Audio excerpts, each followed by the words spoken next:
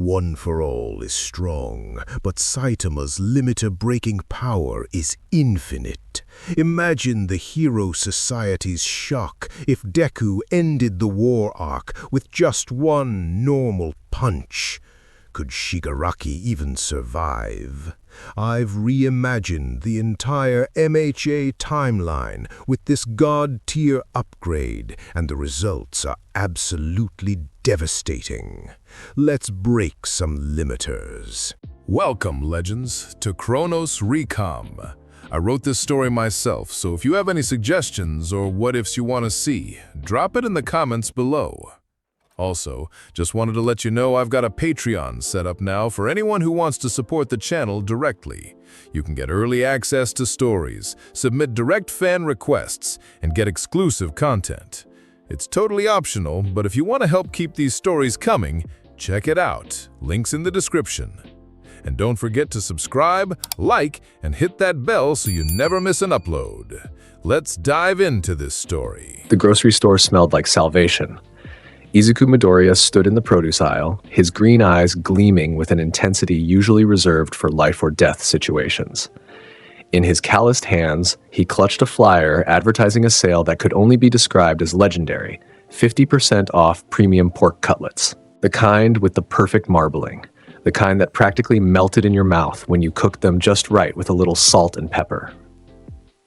"Today is a good day," he muttered to himself, loading his basket with vegetables, rice, and, most importantly, 6 packages of the discounted meat.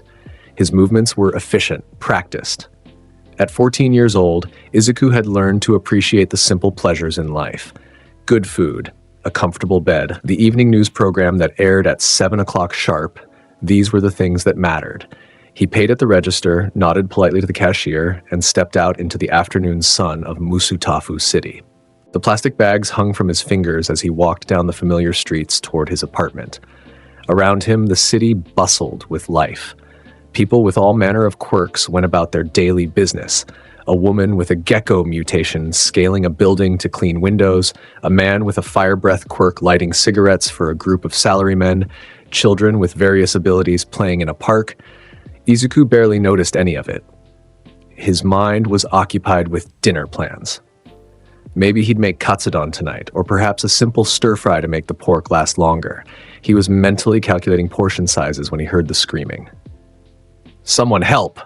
There's a villain!" Izuku stopped walking. He looked down at his grocery bags, then up at the pillar of smoke rising a few blocks away. He could hear explosions, shouting, the telltale sounds of chaos that meant someone with a quirk was causing problems. He sighed deeply, his shoulders slumping. "I'm going to miss the sale," he said to no one in particular. The store closed in 40 minutes, and if this villain situation took too long, all the good cuts would be gone by the time he could get back. Still, he started walking toward the smoke. His expression remained flat, unbothered by the possibility of danger. After 3 years of training that had nearly killed him, would have killed anyone else, very little bothered Izuku Midoriya anymore. The scene he arrived at was predictably chaotic. A massive sludge-like villain had engulfed someone in the middle of a shopping district. Flames licked at the surrounding buildings. Pro-heroes stood at a perimeter, looking hesitant to engage. Izuku could see why. The victim was still alive inside the sludge, thrashing and fighting. A kid, maybe his age, with spiky blonde hair. "Stand back, citizens." Death Arms, a muscular hero with a strength quirk, was trying to coordinate an approach. "The victim is being used as a hostage. We need a hero with a quirk suited for this situation." Izuku watched as the sludge villain laughed, a gurgling, grotesque sound. "Try anything, and the kid dies. This body is perfect. Strong quirk, lots of spirit. I'm keeping him." The crowd of onlookers gasped and murmured. Several people were recording on their phones. Izuku could see genuine fear in their eyes, that primal terror that came from witnessing something awful and being powerless to stop it. Then the crowd parted. A towering figure emerged, all rippling muscles and brilliant smile. The symbol of peace himself, All Might, struck his signature pose. "Fear not, citizens, for I am here." The crowd erupted in cheers. All Might's presence alone seemed to drive back the despair. He began to wind up for a punch, his massive fist pulling back. "Now then, villain, you shall face justice!" "Detroit." He stopped, his body suddenly deflated like a punctured balloon, steam rising from his form as he shrank into a skeletal, gaunt man who looked like he hadn't eaten in weeks. He coughed violently, blood speckling his lips. "Ah, damn it," the deflated All Might wheezed. "Bad timing." The crowd's cheers turned to confused silence. The sludge villain, sensing weakness, began to laugh harder. "You're not All Might. You're a fake. This is perfect. Perfect!" Izuku looked at the scene. He looked at his grocery bags. He calculated the time remaining before the store closed. Then he looked at the kid inside the sludge, whose movements were becoming weaker, slower. The blonde was suffocating. "Damn it," Izuku muttered. He set his grocery bags down carefully on the sidewalk, making sure the pork cutlets were in the shade so they wouldn't spoil. Then he started walking directly toward the sludge villain. "Hey!" Death Arms shouted. "Kid, get back. It's dangerous." Izuku didn't respond. He just kept walking, his hands in his pockets, his expression blank. The crowd watched in horror as he approached the villain without hesitation. "Oh?" The sludge villain noticed him. "Another volunteer? You want to die, brat?" "Hey," Izuku said flatly. "You got slime on my leeks." The villain blinked, if a sentient pile of sludge could be said to blink. "What?" "My leeks. I was carrying groceries. You exploded everywhere with your dramatic entrance. Got sludge all over them." Izuku stopped walking, now standing directly in front of the massive villain. "That's annoying." The sludge villain's eyes narrowed. "You got a death wish, kid?" "Maybe. I'm not sure anymore."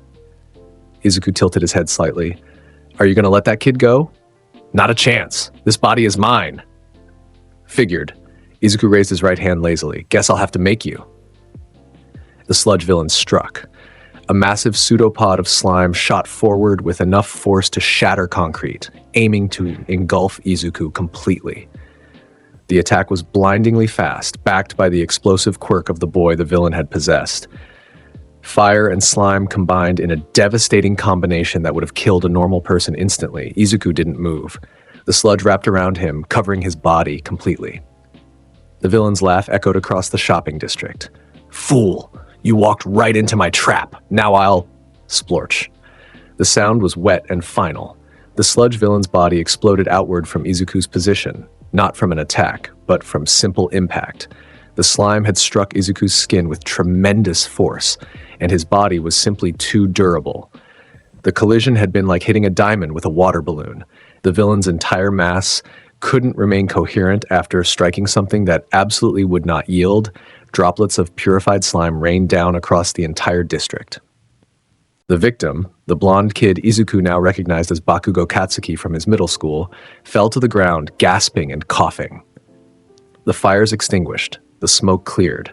The entire area became clean in seconds, washed by what was effectively a localized rainstorm of neutralized villain. Izuku looked down at his uniform. It was covered in sludge residue. He pinched the fabric between his fingers, his face twisting into the first real expression he'd shown. Genuine annoyance. Great, I just washed this. The crowd stood in absolute silence. Professional heroes stared with their mouths hanging open. All Might, still in his deflated form, had his eyes wide enough to show the whites all around. Nobody moved. Nobody spoke. Then someone started clapping. The applause spread like wildfire. Within seconds, the entire district was cheering, people screaming praise and gratitude. Cameras flashed. Reporters shoved microphones toward Izuku. Pro-heroes approached with questions written across their faces. Izuku ignored all of it. He walked back to where he'd left his groceries, picked up the bags, and examined the contents. The slime had gotten into the bag with the leeks. They were covered in gunk. Probably still edible if he washed them thoroughly, but the hassle. "My pork cutlets!" His shout of anguish cut through the celebration. He just noticed that one of the packages had torn open during the commotion, and premium cuts of meat were scattered on the dirty pavement, completely ruined. No. Izuku knelt down, trying to salvage what he could, his expression genuinely distressed. This was the sale, the 50% off sale. They're not going to have any left when I go back. Young Mei, All Might, still in his skeletal form, approached with a mixture of awe and confusion. What quirk do you have? Izuku looked up at him blankly. Huh? Oh, it's not a quirk. I just work out. Work out? All Might's eye twitched. You just defeated a villain who was giving professional heroes trouble by working out? Yeah. Push-ups, sit-ups, squats, and running. Every day for 3 years. Izuku stood up, cradling his salvaged groceries like precious cargo. Look, I need to get home. These are going to spoil. He started walking away. Wait, All Might called after him. You, that power? Have you considered becoming a hero? With strength like that, you could. Not interested, Izuku said without turning around. Too much paperwork. Plus the costume costs come out of your salary until you're established. Not worth it. He disappeared into the crowd, leaving behind a stunned symbol of peace and dozens of witnesses who would swear for years that they'd seen a middle school kid defeat a villain with a casual slap. Behind him, Bakugo Katsuki sat on the ground, still coughing up slime. His red eyes were wide, staring at the spot where Izuku had been. His hands trembled, not from the near-death experience, but from something else entirely. That had been Deku. Quirkless, worthless, useless Deku. The kid he'd tormented for years because he didn't have a quirk, and he'd just done something Bakugo with his powerful explosion quirk had been completely incapable of. He'd saved everyone without even trying, without even caring. Impossible, Bakugo whispered. That's impossible. 6 months later, Izuku stood in front of the gates of UA High School, the most prestigious hero academy in Japan. His expression was the same as it had been that day in the shopping district, flat, disinterested, vaguely annoyed. He didn't want to be here. But his mother had insisted. After the sludge villain incident had gone viral, someone had recorded the whole thing and it had 60 million views on HeroTube. Their apartment had been swarmed by media, agencies, and hero schools, all trying to recruit the mystery strong boy. Izuku Midoriya, his perpetually worried mother, had eventually convinced him that getting a hero license would at least make the recruiters leave them alone. Just get the license, Izuku, she'd said, her eyes doing that thing where they got all shiny with potential tears. You don't have to work as a hero if you don't want to. But having the credentials means you won't get in trouble for defending yourself or others. Okay? He'd agreed mostly to stop her from crying. So here he was, walking through the gates alongside hundreds of other applicants, all of them buzzing with excitement and nervous energy. Kids with visible mutations chatted about their quirks. Others practiced little displays of power. Small flames, tiny whirlwinds, color changes. Izuku had his hands in his pockets and was thinking about the convenience store sale on eggs that started this afternoon. If the practical exam didn't run too long, he could make it. Out of my way, extras! Izuku's eye twitched in annoyance. He knew that voice. He'd been hearing that voice scream at him for years. Bakugo Katsuki shoved past other students, his face set in its usual aggressive scowl. He looked even more intense than normal, his red eyes scanning the crowd with barely suppressed violence. When his gaze landed on Izuku, he stopped dead. For a moment, neither of them moved. The last 6 months had been strange for both of them. After the sludge villain incident, Bakugo had avoided Izuku entirely. No more confrontations, no more Deku taunts, just careful distance and sidelong glances when he thought Izuku wasn't looking. Now standing in front of UA, Bakugo's hands clenched into fists. Deku. Katsuki, Izuku replied, his tone neutral. You're applying to UA? Mom wanted me to. Bakugo's eye twitched. I'm gonna get into the hero course. I'm gonna be number 1. I'm gonna surpass All Might himself. Cool. Izuku started walking past him. Good luck with that. Don't dismiss me! Bakugo grabbed his shoulder, spinning him around. Small explosions popped in his palms. I don't know what trick you pulled with that sludge villain, but... Izuku looked at the hand on his shoulder, then at Bakugo's face. His expression didn't change, but something in his eyes made the explosive boy freeze. Move your hand, Izuku said quietly. Bakugo's hand trembled. Against every instinct, every piece of his pride, his body obeyed. He stepped back, his face contorting with rage and something else, something that looked suspiciously like fear. Izuku adjusted his shoulder, where Bakugo had grabbed him, and continued walking toward the main building. He could feel Bakugo's stare boring into his back, but he didn't care. He had an exam to get through. The written exam was boring. Izuku finished in 20 minutes and spent the remaining time calculating his grocery debt for the month. The questions were about hero law, quirk ethics, rescue procedures, and general knowledge. Easy stuff. He'd studied because his mother asked him to, and disappointing her was more troublesome than just doing the work. Then came the practical exam. Present Mike, the voice hero, explained the rules with his usual excessive volume and enthusiasm. Destroy robots. Earn points. Different robots worth different amounts. Avoid the zero pointer. Izuku listened with half an ear while wondering if the cafeteria sold decent katsudon. He hadn't eaten lunch and his stomach was starting to complain. Begin! Present Mike's voice boomed across the exam site. The other examinees exploded into action, rushing through the gates into the mock city. Quirks activated in every direction. Ice walls, laser beams, transformations, growth spurts. The air filled with shouts of determination and the sounds of metal being torn apart. Izuku started jogging, not running. Just a light jog, the kind of pace someone might use for a warm-up. His hands stayed in his pockets. His expression remained bored. Behind him, something strange happened. The one-point robots that had been approaching from the rear suddenly crumpled inward, their metal frames collapsing as if crushed by an invisible giant. Then they exploded into scrap. Then the pavement beneath them cracked and shattered. Izuku's light jog was generating wind pressure. The air displacement from his casual movement was creating a bow wave of compressed atmosphere that destroyed everything in his wake. He didn't notice or care. He was too busy looking for a vending machine.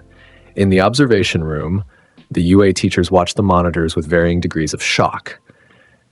Is that? Midnight leaned forward, her eyes wide. Is that kid even trying? He's obliterating everything behind him without touching it, Snipe observed, his voice tight with disbelief. Just from air displacement. How fast is he actually moving? According to the readings, Power Loader checked his instruments, then checked them again. He's moving at approximately 15 kilometers per hour. That's a light jogging speed for a fit teenager. That's impossible, Vlad King stated flatly. The air pressure required to destroy reinforced combat robots would require speeds exceeding. I know what it would require. Power Loader snapped. I designed these robots. They can withstand punishment from quirks rated at B tier and below.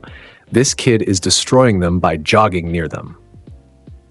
Principal Nezu, the hyper-intelligent chimera who ran UA, leaned forward in his chair. His beady eyes gleamed with interest. Fascinating. What's his name? Midoriya Izuku, came the response. Registered as quirkless. The room went silent. That has to be a registration error, Midnight said slowly. Right? The system shows multiple confirmations, Nezu replied, his paws steepled in front of his snout. Toe joint x-rays at age 4, follow-up examinations at ages 6, 8, and 10, all confirmed quirkless. No extra joint, no quirk factor in his DNA. Then how? Look! Present Mike pointed at the central monitor. The zero pointer had been released. The massive robot, easily 50 meters tall, stomped into the mock city's center plaza. Its appearance was meant to induce panic, to test how examinees would react to an overwhelming threat. Most would run. Some might try to help others escape. The truly reckless might attempt to fight it. Izuku stopped jogging. He looked up at the robot with the same expression someone might give a mildly interesting bug. Around him, other students were fleeing, screaming warnings to each other. A girl with a gravity quirk had been caught under some rubble and was crying out for help. Huh, Izuku said. That's pretty big. The zero-pointer's sensors locked onto him. Targeting systems engaged. A massive fist, each finger the size of a telephone pole, came crashing down. Izuku didn't move. The fist struck the pavement where he stood. The impact created a crater 10 meters wide. Dust and debris exploded outward. The sound of the collision echoed across the entire exam site. When the dust cleared, Izuku was still standing in the exact same spot. The robot's fist had hit the ground around him, but he stood in a perfect circle of untouched pavement, not even a scratch on his clothes. The robot's hand was crumpled around him like aluminum foil around a diamond. That tickled, Izuku observed. Then he frowned. Wait, did you destroy the vending machine? The zero-pointer pulled its damaged hand back, servos screaming in protest. Izuku looked around and confirmed his suspicion. The robot's entrance had demolished the plaza, including the vending machines he'd been walking toward. His frown deepened. I was thirsty, he said, his voice carrying a note of genuine irritation. Maybe this one will survive 2 hits? He bent his knees slightly and jumped. The casual hop generated enough force to crack the pavement in a perfect circle beneath his feet. He rose into the air, accelerating past the robot's torso, past its shoulders, up to head level in less than a second. Wind howled. The robot's sensors struggled to track his movement. At the apex of his jump, level with the zero-pointer's head, Izuku pulled his right fist back. Normal punch. His fist moved forward. It didn't glow. It didn't charge with energy. It didn't generate special effects or power auras.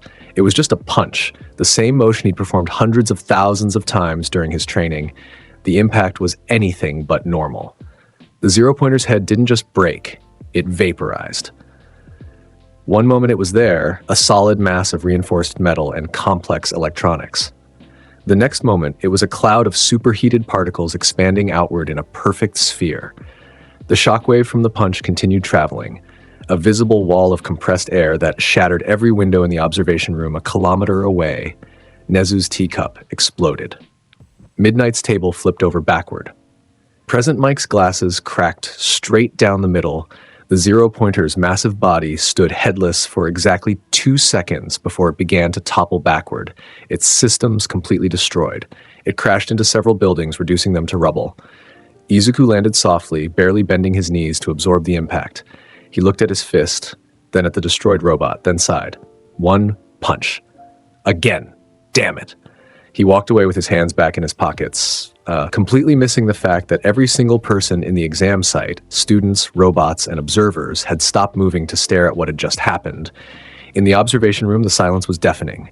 Did he just... Vlad King's voice trailed off. The zero-pointer, power loader, looked like he might cry. I spent 6 months designing that. There's no head, Midnight observed, her voice oddly calm in the way people get when their brains can't process what they're seeing. It's just gone, vaporized. Nezu's paw moved to his communication device. All Might, we need to talk. Now. 1 week later, Izuku received his acceptance letter to UA. He'd scored 0 villain points in the practical exam because he'd been too disinterested to actively hunt robots. However, he'd scored enough rescue points, awarded for saving the girl trapped under rubble and for inadvertently creating safe zones with his movements, to pass comfortably. His mother cried happy tears. He patted her head awkwardly and promised to do his best, even though they both knew his best was a concept that had lost all meaning. On the first day of class, Izuku walked into Class 1A and immediately wanted to leave. The room was already full of students chattering excitedly about their quirks, their dreams, their determination to become heroes. The energy level was exhausting. He found a desk in the back corner and sat down, hoping to be invisible. You, so much for that plan. A tall boy with dark hair and glasses was marching toward him with the rigid posture of someone who took rules very seriously. I am Aida Tenya. I wanted to thank you for your display at the entrance exam.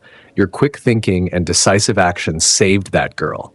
It was most admirable. Izuku looked at him with dead eyes. I just didn't want to hear her crying.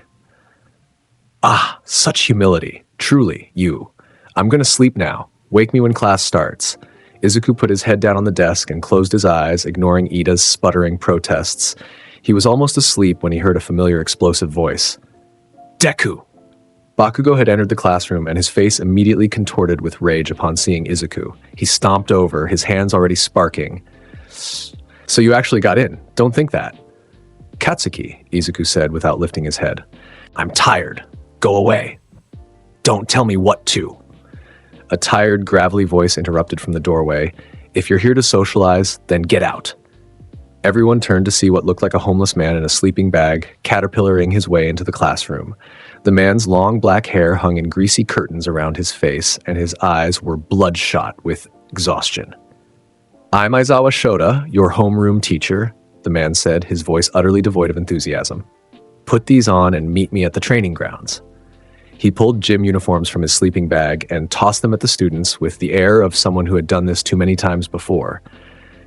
20 minutes later, Class 1A stood on a training field while Aizawa explained the quirk apprehension test. You've all been coddled, he said bluntly. Middle school phys ed classes don't let you use your quirks. They're worried about fairness, about regulations, about lawsuits, but life isn't fair. Hero work isn't fair. If you can't understand your maximum potential, you can't grow. So today, we're going to test your limits. He pulled out a tablet showing 8 physical tests: the 50-meter dash, grip strength, standing long jump, repeated side steps, ball throw, distance run, sit-ups, and seated toe touch. We'll be doing all 8 tests, but you can use your quirks however you want. Whoever comes in last place, he smiled, and it was not a pleasant expression, gets expelled immediately. The class erupted in protests. That's not fair. A girl with pink skin shouted, "You think villains are fair?" Aizawa's eyes gleamed red as he activated his erasure quirk and his capture weapon began to float. You think natural disasters are fair? You think the people crying for rescue care about fairness? Welcome to hero training. Adapt or leave. Izuku raised his hand. What? Aizawa snapped. Can I go last for everything? I want to see what everyone else can do. Aizawa's eye twitched. He'd read every file on every student in this class. Midoriya Izuku's file was thin, quirkless, middle-of-the-pack grades, no sports achievements, but attached to it was video file marked Priority Viewing by Nezu himself.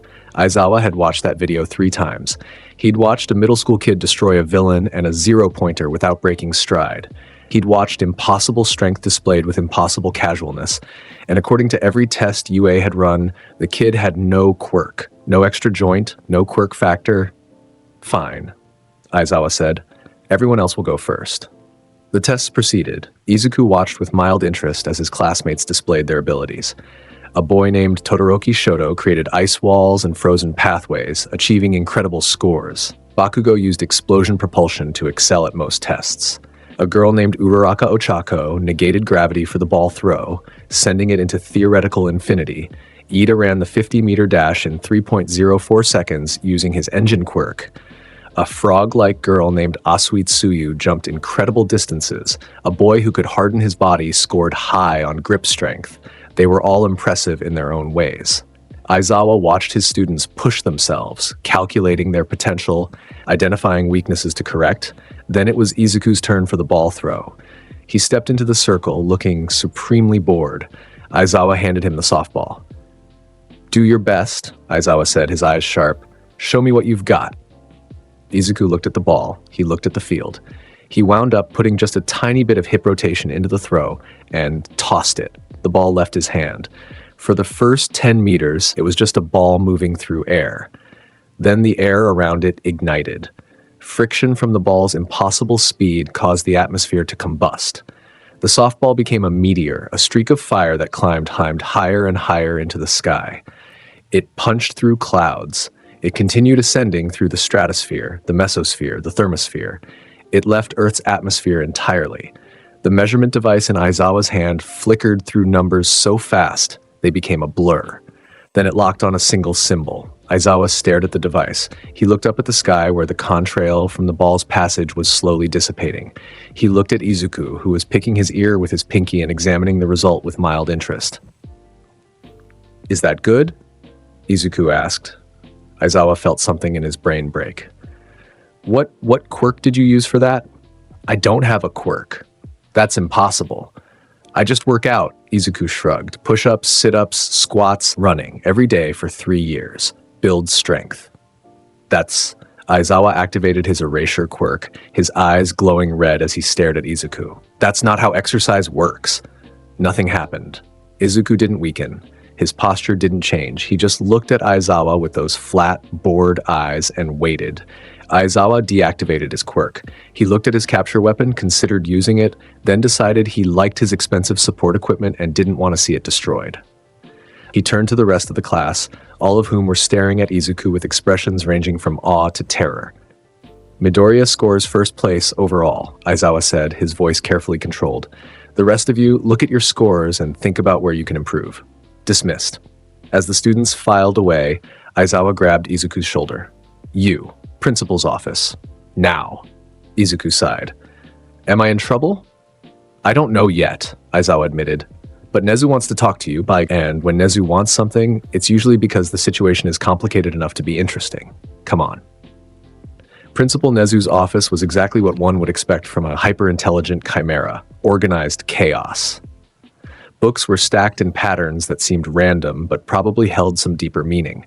A tea set sat on a table that was definitely too nice for a school office.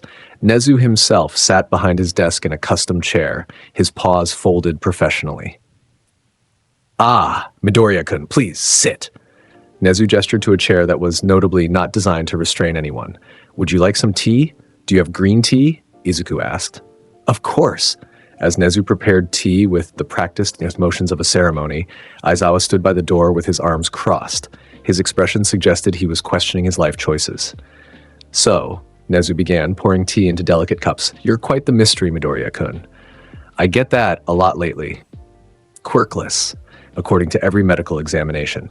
Yet you display physical capabilities that exceed even the strongest enhancement quirks on record.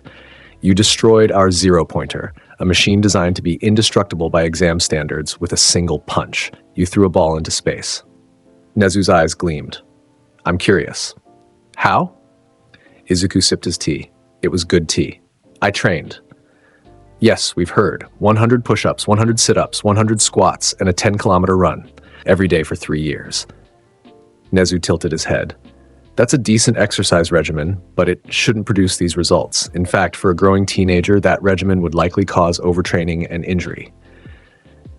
"It almost killed me," Izuku admitted. "The first year was hell.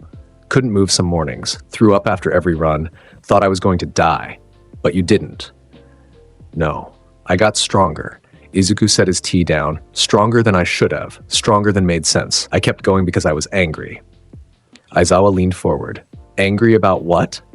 "Being quirkless." For the first time, something like emotion flickered across Izuku's face. "Everyone said I was useless, worthless, that I couldn't be a hero without a quirk. I got tired of hearing it, so I decided to get strong enough that it wouldn't matter." "And you succeeded," Nezu observed, "perhaps too well. Tell me, have you noticed any changes beyond physical strength? Sensory enhancements? Required caloric intake? Psychological effects?" Izuku thought about it. "I don't get excited about fighting anymore. Used to watch hero fights online and get pumped up. Now they just seem boring, predictable. I can see how they'll end before they start." "Loss of emotional response to stimuli," Nezu murmured. "Interesting. Anything else?" "I had hair down to my shoulders. It all fell out around month 18. Grew back by month 20, but it was weird." Aizawa and Nezu exchanged glances. "Your body may have undergone some form of biological limit breaking," Nezu theorized.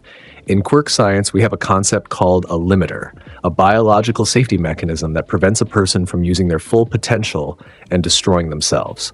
Your training may have somehow removed yours." "Huh!" Izuku didn't seem particularly interested. "So I can't get stronger?" "I didn't say that. I said you broke your limit. You may not have an upper limit anymore." Nezu smiled. "Which brings us to why you're here.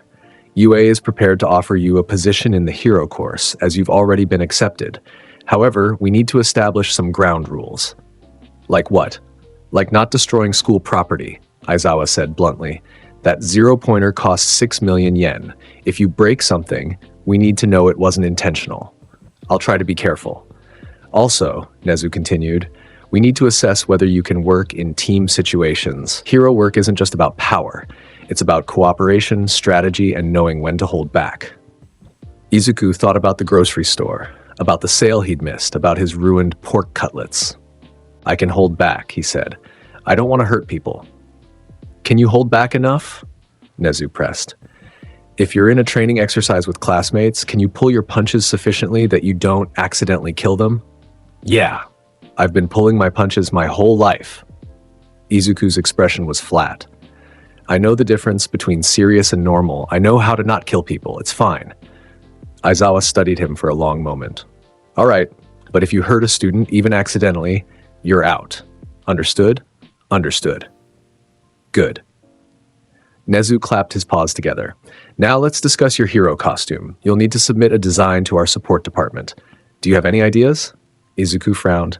"Do I have to wear a costume?" "It's part of the curriculum. Your costume should reflect your hero identity and provide practical benefits. Can I just wear normal clothes?" "Costumes seem inconvenient." Aizawa rubbed his temples. "You're going to give me an aneurysm, kid." "I'll think about it," Izuku conceded. "Is there anything else?" "Yes." Nezu's expression grew serious. "All Might would like to speak with you. He's been quite insistent." Izuku's eye twitched. The skeleton man from the sludge villain thing? That's not how most people describe the symbol of peace, but yes. Do I have to? He's going to be one of your teachers, Aizawa said. Foundational hero studies, you'll be seeing him regularly. Izuku sighed, a long-suffering sound. Fine. When? He's waiting outside. All Might entered the office in his deflated form, still looking like a strong breeze might carry him away. He'd learned after the sludge villain incident that Midoriya Izuku didn't seem impressed by his muscular form. If anything, the boy had seemed annoyed by the theatrics. Young Midoriya, All Might began, his sunken eyes sharp despite his sickly appearance. It's good to finally speak with you properly. Hi, Izuku replied, his tone suggesting this was the opposite of what he wanted to be doing. I've watched the footage from the entrance exam. I've read the reports from the quirk apprehension test. I've reviewed the sludge villain incident multiple times. All Might sat down, his skeletal frame folding into the chair. You're unlike anyone I've ever encountered. I get that a lot. I need to ask you something directly. All Might leaned forward. What are your intentions? Why did you apply to UA? My mom wanted me to. That's it. No dreams of becoming the #1 hero, no desire to save people, no grand ambitions. Izuku was quiet for a moment. I'll save people if I'm there and they need saving. It's the right thing to do. But I'm not passionate about it. I don't get excited about hero work. I just do it because not doing it would be worse. All Might studied him. When I was young, I wanted desperately to become a hero. I trained until I coughed blood. I pushed past every limit because I believed in the concept of heroism, of being a symbol of peace that people could rely on. Good for you. But you don't believe in that. I didn't say that. Izuku met All Might's eyes. I think what you do is important. I think heroes matter. I just don't feel anything when I think about it. It's like watching a movie I've seen 1,000 times. I know the plot, I know the ending, I just can't get invested anymore. All Might's expression grew sad. That sounds lonely. Maybe. Izuku shrugged, but it's not like I can change it. This is who I am now. There was a long pause. Nezu sipped his tea quietly, observing the interaction with keen interest. Aizawa looked like he wanted to be anywhere else. Finally, All Might spoke. I was going to offer you something. A quirk called One for All, passed down from hero to hero. It stockpiles power across generations and grants incredible strength to its user. Izuku raised an eyebrow. You were going to offer? Past tense? Yes, All Might smiled sadly. Because I realized you don't need it. You're already stronger than One for All could make you. Giving it to you would be like giving a fish a bicycle. Pointless and potentially harmful to the legacy. So why mention it? Because I wanted you to know that I see your potential. That even though you don't feel passion for heroism, you have the power to change the world. And I hope. All Might's voice grew softer. I hope you'll use that power wisely. Izuku was quiet for a long moment. Then he stood up and bowed slightly, a gesture of respect that surprised everyone in the room. I'll try not to disappoint you, he said, but I can't promise I'll be the hero you're hoping for. I'm not hoping for anything specific, All Might replied. I'm just hoping you'll be yourself. That's all any of us can do. The next few weeks of classes at UA were an adjustment period for everyone involved. For the students of Class 1A, it meant learning that their classmate Midoriya Izuku was simultaneously the strongest person in the school and the least interested in proving it. He slept through most lectures, did the bare minimum in training exercises, and seemed perpetually annoyed by anything that interrupted his routine. For the teachers, it meant developing new curricula on the fly to account for a student who couldn't be challenged by normal means. For Izuku, it meant being constantly bothered by people when all he wanted was to be left alone. Midoriya-kun. Ida approached him during lunch one day, his movements as rigid and formal as ever. I've noticed you haven't been participating fully in training. As class representative, I must remind you that I participate, Izuku said around a mouthful of rice. I just don't try hard.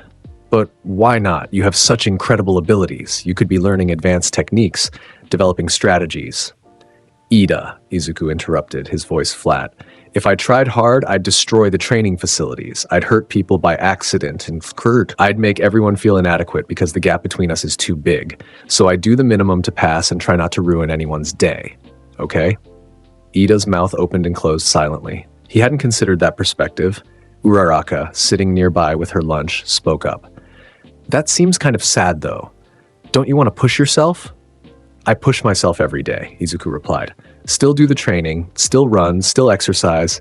But in a fight, what's the point? Every opponent goes down in one hit. Every challenge ends the same way. It's not exciting anymore. It's just repetitive. Have you tried holding back more? Asui asked, her finger on her chin in her characteristic thinking pose. I'm always holding back. If I didn't, I'd kill people. Izuku's tone was matter-of-fact, devoid of boasting. That's not fun either. It's just stressful. The conversation died. His classmates exchanged uncomfortable glances, not sure how to respond to someone who had moved so far beyond them that the normal rules didn't apply. Bakugo, sitting several tables away, listened to this exchange with clenched fists. He hadn't spoken to Izuku since the first day, hadn't challenged him, hadn't even looked at him directly. The explosive boy who had tormented quirkless Deku for years now avoided him like a curse. It was driving Bakugo insane. The USJ incident happened on a Thursday. Class 1A arrived at the unforeseen simulation joint, a massive training facility designed to simulate various disaster scenarios, expecting a normal rescue training session. All Might was supposed to be there, but he'd already exceeded his time limit for the day and couldn't attend. Instead, they had 13, the space hero, and Aizawa as their instructors. Izuku was in the middle of calculating whether he had time to stop at the convenience store after class when the lights flickered. A purple-black portal opened in the central plaza. Villains poured through. Aizawa's capture weapon immediately deployed. 13. Protect the students. This is a real attack. The students froze in shock as dozens of criminals emerged from the portal, thugs with various quirks, all of them looking ready for violence. And leading them was a man covered in severed hands, his silver hair wild, his red eyes gleaming with madness. Where is he? The hand-covered man rasped. Where's All Might? We came to kill the symbol of peace. This was Shigaraki Tamura, though no one present knew his name yet.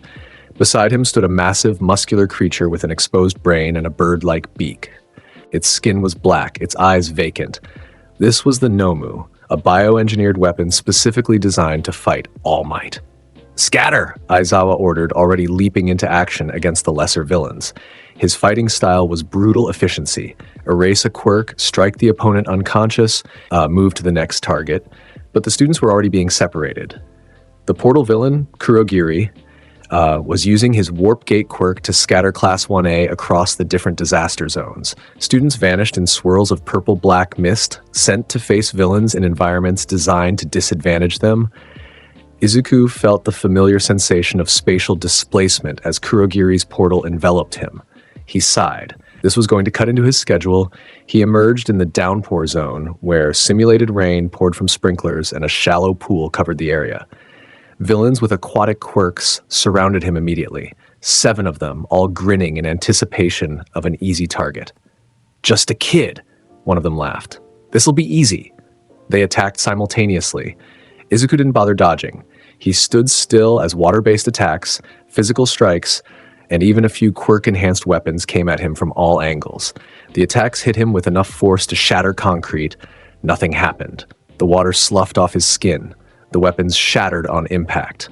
The physical strikes might as well have been gentle taps. Izuku's expression didn't change. He looked bored, if anything. "Are you guys done?" he asked. The villain's confident expressions became confused, then afraid. Izuku raised his hand. "I'm in a hurry. Sorry about this." Normal slap. He swung his open palm horizontally through the air.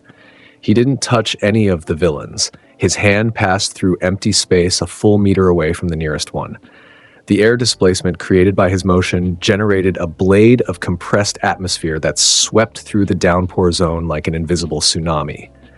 The villains were hit by what felt like being struck by a highway truck.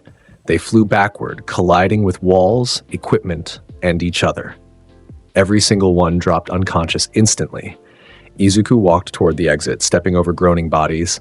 The rain continued to fall, but it evaporated before it could touch him, residual heat from the air compression. Meanwhile, at the central plaza, Aizawa was fighting desperately. He'd taken down a dozen villains, but more kept coming.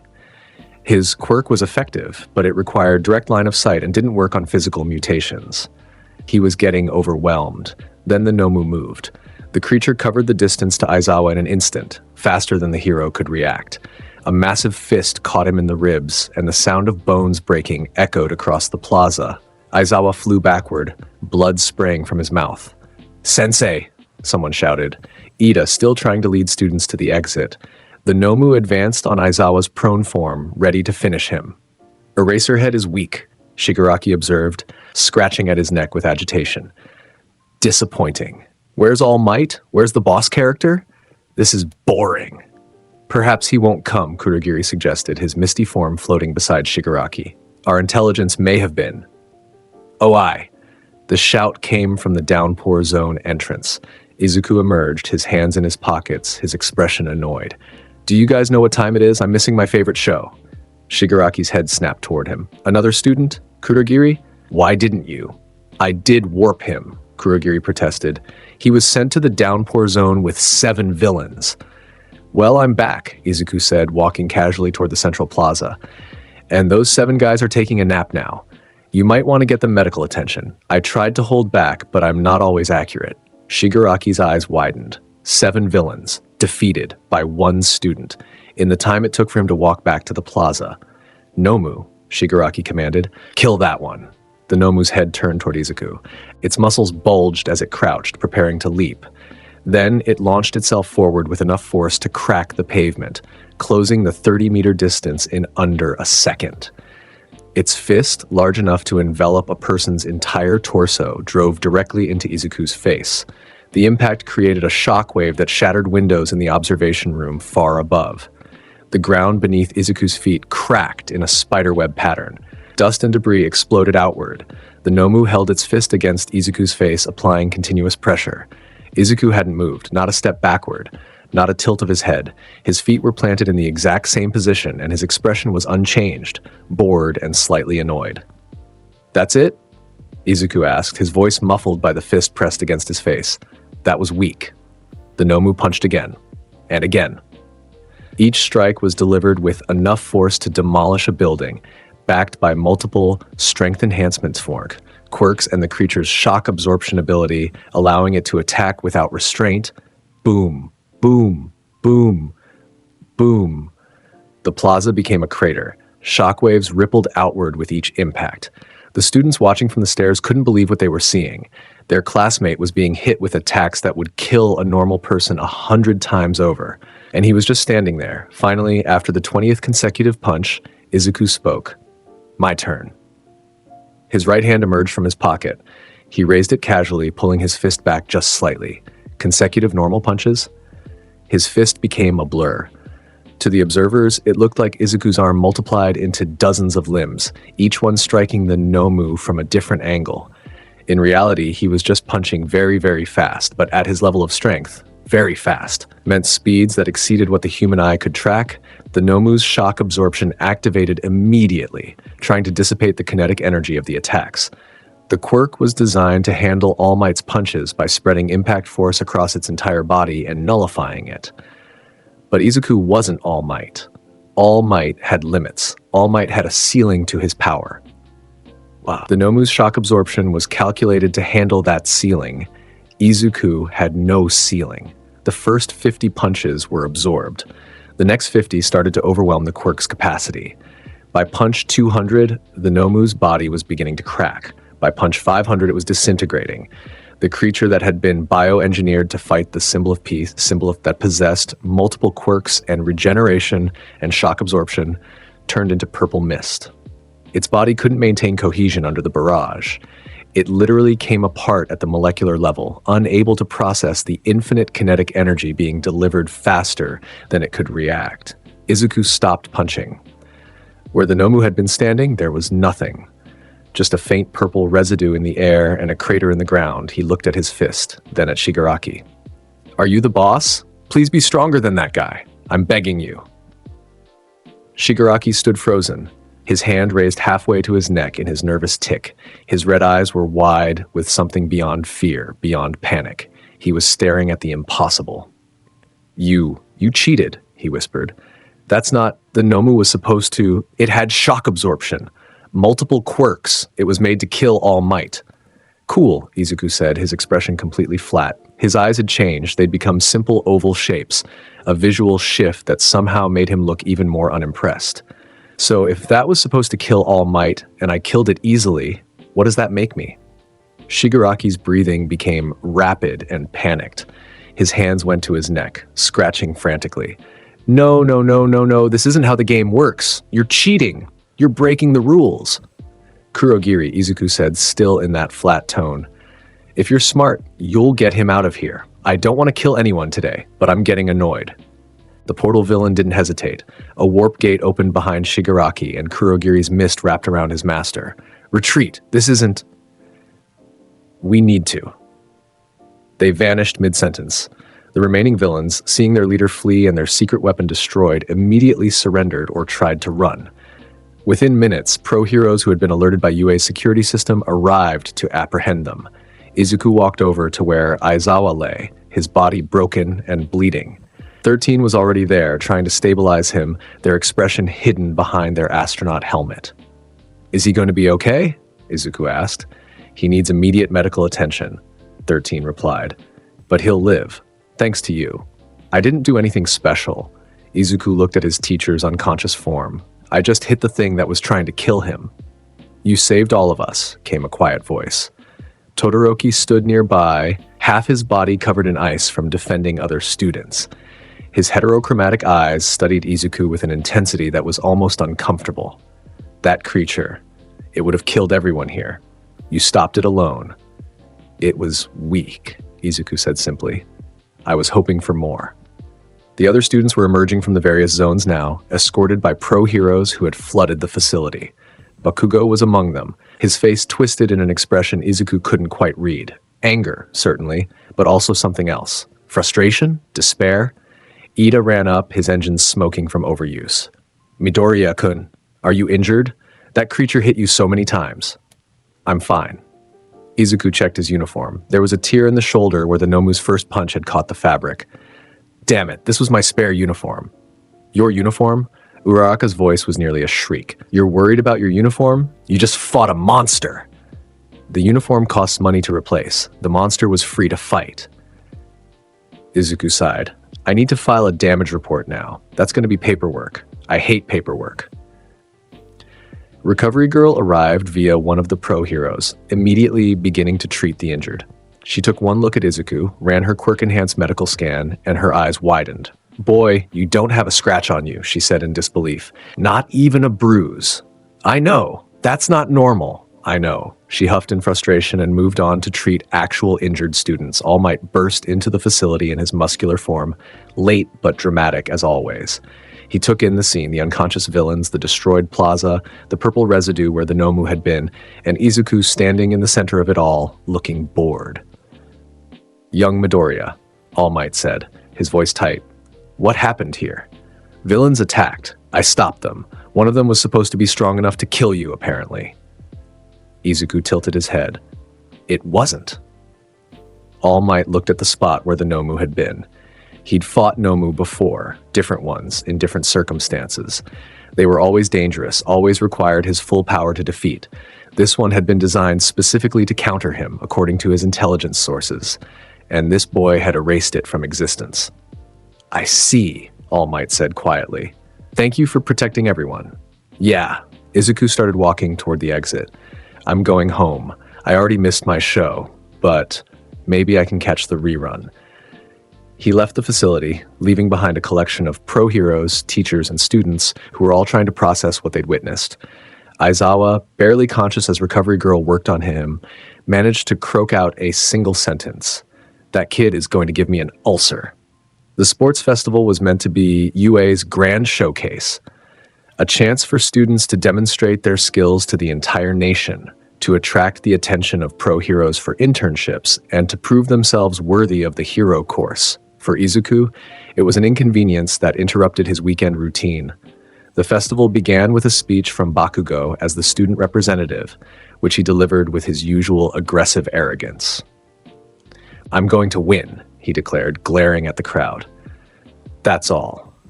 The students booed. The teachers sighed. Izuku was in the back of the formation, calculating whether the festival would end early enough for him to catch a sale at the supermarket.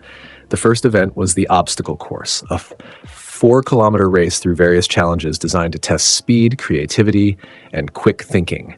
Present Mike's voice boomed across the stadium. And start! The students surged forward, immediately creating a bottleneck at the entrance. Quirks activated in every direction. Ice walls, explosions, engines roaring. The crowd in the stands cheered. Izuku started jogging. The same thing that happened during the entrance exam began to repeat. Students near him were knocked aside by the pressure wave his movement created. The ground cracked beneath his feet. By the time he'd gone 50 meters, he'd accidentally knocked out a dozen students who'd been too close to his path. The first obstacle was a series of giant robot guards, the same zero-pointers from the entrance exam. They were meant to be bypassed or destroyed, testing students' problem-solving skills. Izuku ran directly at one. The robot activated its weapons, preparing to attack. Izuku didn't slow down. He ran directly into the robot's leg. The massive machine's limb exploded on contact with his body, unable to withstand the collision. The entire robot toppled backward, destroying 2 others as it fell. Izuku kept jogging. The second obstacle was the fall, a massive canyon crossed by tight ropes and platforms. Most students would need to carefully navigate across using their quirks creatively. Izuku jumped. His casual hop carried him completely across the canyon in a single bound, landing on the other side with enough force to crater the ground. Several students who'd been carefully making their way across the ropes stopped and stared in disbelief. The third obstacle was the minefield, a stretch of ground embedded with mines that would explode if triggered, slowing students down without seriously injuring them. Izuku walked directly through it. The mines exploded beneath his feet with every step. Boom, boom, boom, boom, creating a constant barrage of pink smoke and noise. He didn't flinch, didn't change his pace. The explosions couldn't move him, couldn't stop him, couldn't even make him blink. He crossed the finish line first, naturally. Present Mike's commentary was nearly incoherent. Midoriya Izuku takes first place with a time of... Wait, that can't be right. 3 minutes and 42 seconds. He just jogged through a 4-kilometer obstacle course like it was a Sunday stroll. The crowd erupted in cheers. Pro heroes in the stands leaned forward with interest. In the special viewing booth, Endeavor, the number 2 hero, narrowed his eyes. "Who is that boy?" he muttered. Izuku, standing at the finish line, was more concerned with the fact that his shoes had gotten dirty from the mine smoke. He tried to wipe them off on the grass while waiting for the other students to finish. It took another 12 minutes before the last qualified student crossed the line. The second event was the cavalry battle, a team-based competition where students formed groups of 4 with point values assigned based on their obstacle course rankings. The goal was to steal headbands from other teams while protecting your own. Izuku, as the first-place finisher, was worth 10 million points. Every single student in the stadium turned to look at him with predatory interest. "Well," Izuku said to himself, "this is going to be annoying." The team formation period began. Izuku stood alone, waiting to see if anyone would be brave or foolish enough to team up with him. Most students avoided him, preferring to form teams with people whose power levels were more comprehensible. Then Uraraka approached, her cheeks slightly pink with nervousness.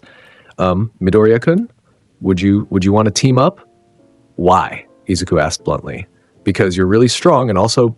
She fidgeted with her fingers. "I feel like you might need people who aren't scared of you. Everyone's been treating you like you're dangerous." "I am dangerous, but you're not mean." She smiled. "You're actually pretty nice when you're not being scary." Izuku considered this. Sure, who else? They were joined by Tokoyami Fumikage, whose Dark Shadow quirk provided versatility, and Mei Hatsume, a support course student who saw this as an opportunity to showcase her inventions. Their team was bizarre and unbalanced, but that hardly mattered. When the cavalry battle began, every single team immediately rushed toward Izuku's group. "Dark Shadow!" Tokoyami commanded. His shadow creature expanded, trying to fend off attackers. Mei activated various support items, hover boots, capture weapons, EMP grenades. Uraraka made team members float, disrupting their formations, and Izuku just stood there. A team led by Bakugo came in hot, explosions propelling them forward with tremendous speed. Bakugo's hand reached for the 10 million point headband, his face twisted with determination and desperation. He needed to prove something, needed to show that the gap between them wasn't as vast as it seemed. His hand got within inches of the headband, then stopped. Not because Izuku blocked him, not because someone interfered. Bakugo's hand simply couldn't move forward. The air pressure emanating from Izuku's body, the natural pressure of his presence, was creating a barrier that stopped attacks before they could land. "What the hell?" Bakugo snarled, his explosions intensifying. "Move, damn it!" "I'm not doing anything," Izuku said truthfully. "You just can't reach me." Team after team tried. Todoroki created massive ice walls and fire blasts, trying to freeze or burn the headband off. Ida used his engines at maximum speed, attempting to grab it before anyone could react. A team with a student who could extend their limbs, stretch their arms to impossible lengths. None of it worked.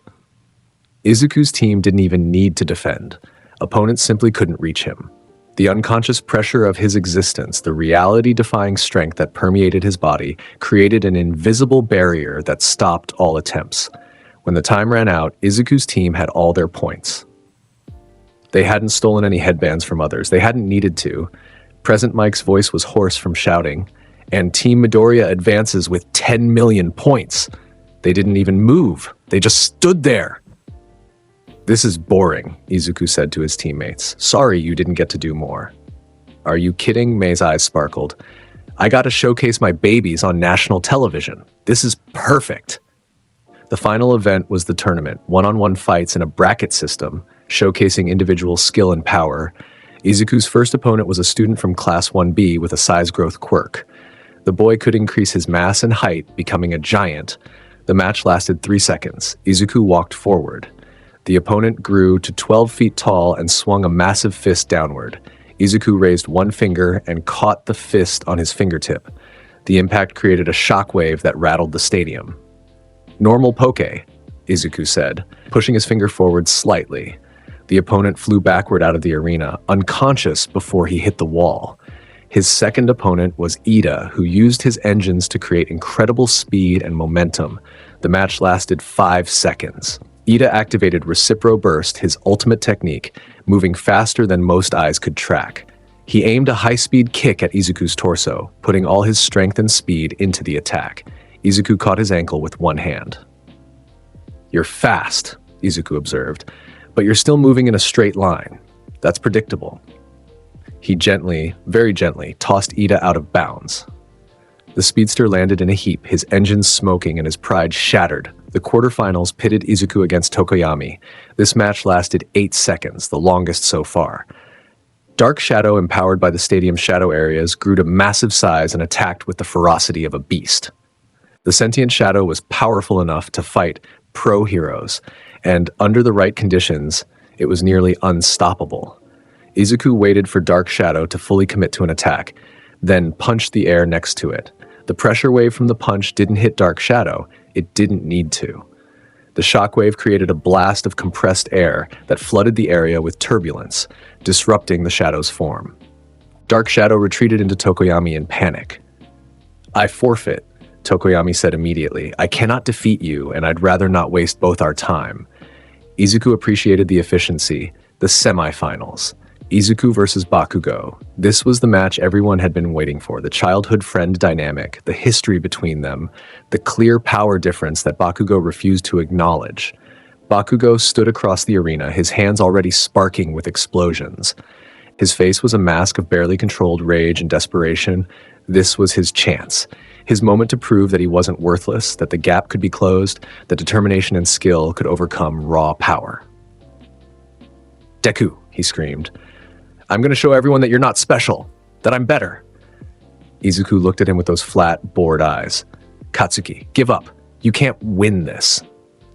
"Don't tell me what I can't do." Bakugo launched himself forward with massive explosions, creating a smokescreen while he maneuvered. His tactical mind was working overtime, feints, angle changes, concentrated blasts to create openings. He was fighting smarter than he ever had before. It didn't matter. Izuku stood still and let Bakugo attack. Explosion after explosion detonated against his body, creating a light show of fire and smoke. The crowd couldn't see through the bombardment. Present Mike was screaming commentary about the amazing display of offense. When the smoke cleared, Izuku was standing in the exact same spot, completely unharmed. His uniform wasn't even singed. "Are you done?" he asked. Bakugo's hands were shaking, not from overuse of his quirk, though that was part of it. They were shaking from the realization that he'd given everything. All his strength, all his skill, all his determination, and hadn't moved Izuku a single centimeter. Bakugo's voice cracked. "I won't. I can't." He fell to his knees, his hands slamming into the arena floor. His shoulders shook. The proud, arrogant Bakugo Katsuki, who had never admitted defeat in his life, was breaking. "Katsuki," Izuku said quietly, "you're strong, you're going to be a great hero, but you need to understand something." He walked over and knelt down beside his former bully, his former childhood friend. "The gap between us isn't about talent or effort. It's not about who works harder or wants it more. I broke something in myself when I trained. I went past the point where normal rules apply. You can't reach me by normal means because I'm not normal anymore." Bakugo looked up, his red eyes wet. "Then what's the point? What's the point of trying if... The point is that you're not competing with me. You're competing with yourself." Izuku stood up. "Get stronger for your own sake. Become a hero because you want to save people, not because you want to beat me. I'm not a measuring stick for success. I'm an outlier. Don't let me define your worth." He walked back to his starting position. "Now get up and finish the match properly. You're embarrassing yourself." Bakugo's hands clenched. Something in Izuku's words, the blunt honesty, the refusal to coddle him, sparked the fire in his chest again. He stood up on shaking legs. "One more attack," Bakugo said. "I'm going to hit you with everything I have, and then I'll forfeit." "Fine." Bakugo gathered every ounce of sweat his body could produce. His quirk activation was so intense that his arms began to glow from the heat. He aimed both palms at Izuku and screamed. Howitzer impact! The explosion was massive. A spiraling vortex of fire and force that consumed the entire arena. The protective barrier shimmered from the strain. The crowd gasped. Midnight, the referee looked ready to call the match. The smoke cleared. Izuku stood there, his hair slightly ruffled from the wind. "That was pretty good," he said genuinely. "You've gotten stronger since middle school." Bakugo smiled, a tiny broken smile that held equal parts pride and despair. Then he walked out of bounds. "I forfeit," he said. "Deku wins." The crowd erupted in applause for the display of power and the unexpected sportsmanship. Bakugo walked past Izuku toward the exit, and as he passed, he muttered just loud enough for Izuku to hear, "Thanks for not treating me like I'm weak." "You're not weak," Izuku replied. "You're just not me. Nobody is." The finals. Izuku versus Todoroki Shoto. The son of the number 2 hero stood across from Izuku, his face an emotionless mask. Half of his body was covered in frost, the other half radiating heat waves. He had refused to use his left side, his fire side, for the entire tournament, a rebellion against his father's ambitions. "Midoriya," Todoroki said, his voice cold. "I'm going to defeat you using only my ice. I refuse to use my father's power." Izuku scratched his head. "That seems like you're handicapping yourself for personal reasons that have nothing to do with me." "It doesn't matter. I'll win anyway." "You won't," Izuku said flatly, "but go ahead and try." Todoroki's eyes narrowed. Ice erupted from his right side, a massive glacier that dwarfed anything he'd used in previous matches. The temperature in the stadium dropped 20 degrees in seconds. The ice ridge rushed toward Izuku like an avalanche. It hit him with enough force to demolish a building. Izuku was completely encased in ice, a frozen prison several meters thick, cold enough to give a normal person hypothermia in seconds. The crowd gasped. Present Mike's voice cracked. "Is this it? Has Todoroki actually..." Crack! A single fissure appeared in the ice, then another. Then the entire glacier shattered into millions of tiny fragments, exploding outward in a shower of glittering ice crystals. Izuku stepped out, shivering slightly. "Chilly," he observed, rubbing his arms, eyes he dries in. Todoroki's eyes, why can anyone break his ice that easily? Not even professional heroes. He poured more power into his quirk, creating ice wall after ice wall, each one larger and more complex than the last. Izuku walked through them like they were paper. Each ice barrier crumbled on contact with his body, unable to stop his advance. Finally, Todoroki's right side was frosting over from overuse. The backlash of using only half his quirk was catching up to him. His movements were slowing. His ice was becoming weaker. "Use your left side," Izuku said. "You're gonna hurt yourself if you keep this up." "No," Todoroki gasped, his breath visible in the cold air. "I won't. I refuse to use his power." "It's not his power." Izuku's voice was sharp enough to cut through Todoroki's stubbornness. "It's yours. Your quirk. Your body. Your choice. Refusing to use it doesn't hurt your father. It only hurts you." Todoroki's heterochromatic eyes widened, memories flooded back, his mother's words, his training, his father's obsession, but also his own desires, his own dreams. "My power," he whispered. Fire erupted from his left side, massive and furious. The ice on his right side melted instantly. Todoroki stood in the center of a vortex of fire and ice, his power finally balanced. He looked more alive than he had all tournament. "Thank you, Midoriya," he shouted over the roar of his quirk, "for reminding me who I am." He unleashed everything, a combination attack that merged ice and fire into a devastating assault. The temperature in the stadium fluctuated wildly. The protective barriers began to crack. Midnight looked ready to stop the match. The attack roared toward Izuku. Enough power to overwhelm even professional heroes. Izuku's expression changed. The art style shifted, becoming hyper-detailed. His face became serious, his body tensing in a way it hadn't for any other opponent. He pulled his fist back, his muscles coiling. "Serious series," he said quietly. "Serious punch." His fist moved forward. He stopped it exactly 1 inch from Todoroki's face. Didn't make contact. Didn't touch him. The air pressure alone was enough. A cannon blast of wind erupted from the point where Izuku's fist stopped. The shockwave split the clouds above the entire stadium, creating a perfectly clear circle of sky. The protective barriers shattered instantly. The fire and ice attack was extinguished as if it had never existed. The wind pressure knocked out half the audience from pure atmospheric displacement. Todoroki's eyes rolled back, and he fainted from the existential terror of nearly dying. His body went limp, collapsing to the ground. The stadium was silent. Izuku lowered his fist and scratched the back of his head. "I overdid it again. I hope they don't make me pay for the stadium repairs."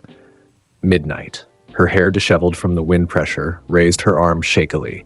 "Todoroki is unconscious. The winner is Midoriya Izuku." The crowd erupted.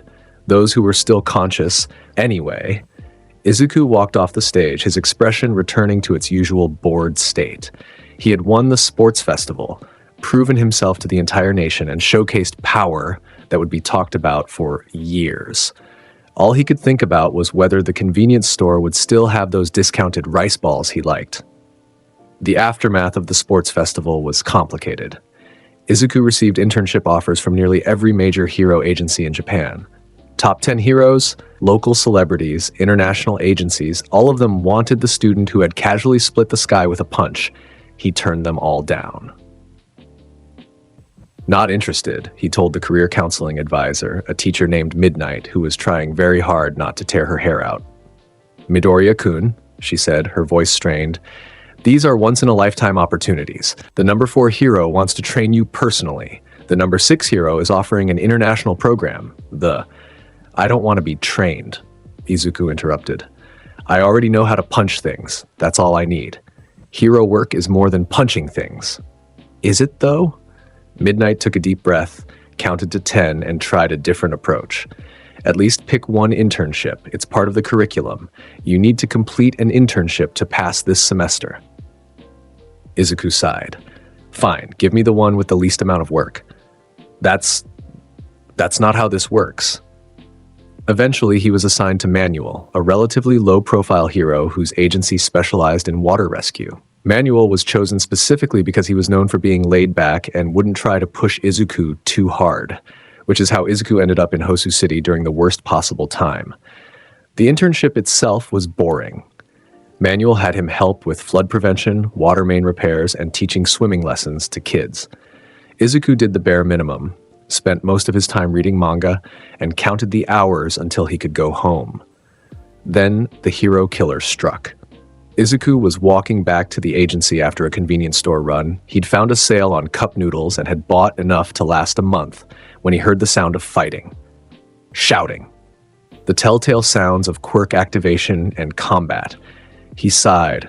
looked at his plastic bags, and walked toward the noise. In a dark alleyway, lit only by flickering streetlights, he found a scene that made his eye twitch with annoyance. Ida was on the ground, bleeding from a leg wound. The speedster's engines were sputtering, damaged by some kind of blade attack. Standing over him was a man wrapped in bandages, covered in blades, his eyes gleaming with fanatic intensity. This was Stain, the hero killer, a criminal who had murdered 17 pro heroes and crippled dozens more. His quirk, Blood Curdle, allowed him to paralyze anyone whose blood he ingested, and his combat skills were legendary. False hero, Stain was saying, his katana raised for a killing blow. You seek revenge, not justice. You pursue glory, not righteousness. You are the cancer that plagues hero society. Do you guys know how late it is? Izuku interrupted, walking into the alleyway. I'm missing my favorite show. Stain's head snapped toward him, his eyes assessing the new arrival in an instant. Another student? Leave, child. This doesn't concern you. That's my classmate you're about to kill, Izuku said, setting his grocery bags down carefully. So yeah, it kind of does concern me. Midoriya, Ida shouted, his voice strained. Run. His quirk. Stain moved. His speed was incredible. Decades of combat experience compressed into efficient, deadly motion. He crossed the distance to Izuku in under a second, his katana slicing horizontally at neck level with enough force and precision to decapitate. Snap. The blade shattered against Izuku's neck. Not a scratch, not even a red mark. The steel fragmented into 1,000 glittering pieces that rained down onto the pavement. Stain froze, his eyes wide with disbelief. What are you? Izuku looked down at the broken sword fragments, then at his torn shirt collar, then back at Stain with a genuinely annoyed expression. You owe me a new shirt, he said. This was my favorite one. Stain pulled out multiple knives from his belt, his hands moving in a blur. He attacked from every angle, high, low, left, right, using techniques perfected through killing dozens of heroes. Each strike was aimed at vital points. Each movement was designed to create openings. Izuku performed serious side hops. His body became a blur of lateral movement, creating after images that made it look like there were 50 Izukus surrounding Stain. The hero killer slashed at the after images in growing confusion and panic, each attack hitting empty air. What is this? Stain snarled, his fanatic composure cracking. What kind of quirk? Izuku appeared directly behind him, completely undetected, despite the fact that Stain's combat instincts were refined enough to sense professional heroes. He raised his hand in a knife hand position. Chop, he said simply. He brought his hand down in a light tap to the back of Stain's neck. A technique copied from old action movies, the kind of thing that looked cool but shouldn't actually work in real life. The light tap created a shockwave that cracked the pavement of the entire alleyway in a spiderweb pattern, radiating from the point of impact. Stain's eyes rolled back immediately, his legendary willpower unable to keep him conscious. He dropped like a puppet with cut strings. Izuku grabbed the unconscious hero killer by the ankle and started dragging him toward the street, where heroes were gathering to fight the Nomu that had been released as a distraction. Man, he muttered, villains these days are so soft. I barely touched him. Behind him, Ida stared in absolute shock. The hero killer, the man who had murdered his brother, who had terrorized professional heroes for years, had been defeated in seconds. Not through superior strategy or tactical brilliance, but through raw, overwhelming power that made the fight fundamentally unfair. Midoriya, Ida's voice was weak. Thank you. Yeah. Izuku waved his free hand dismissively. Don't chase villains for revenge again. It's dumb, and you almost died. He emerged onto the main street, dragging Stain behind him like a sack of potatoes. Pro heroes who had been fighting a Nomu stopped and stared. Hey, Izuku called out. Someone want to arrest this guy? He tried to kill my classmate and broke my sword. Your sword? Endeavor, who had been fighting the Nomu, looked at him in confusion. My shirt with a sword design, whatever, forget it. Izuku dropped Stain's ankle, and the hero killer hit the pavement with a thud.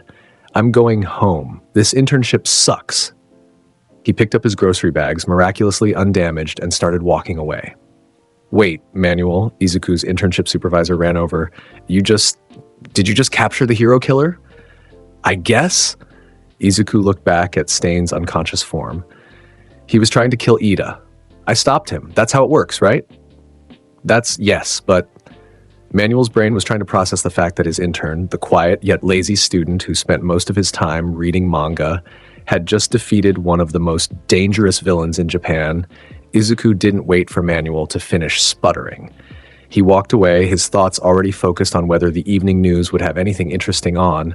Behind him, Ida was being treated by paramedics. Endeavor was staring at Stain's unconscious body with an expression somewhere between respect and frustration.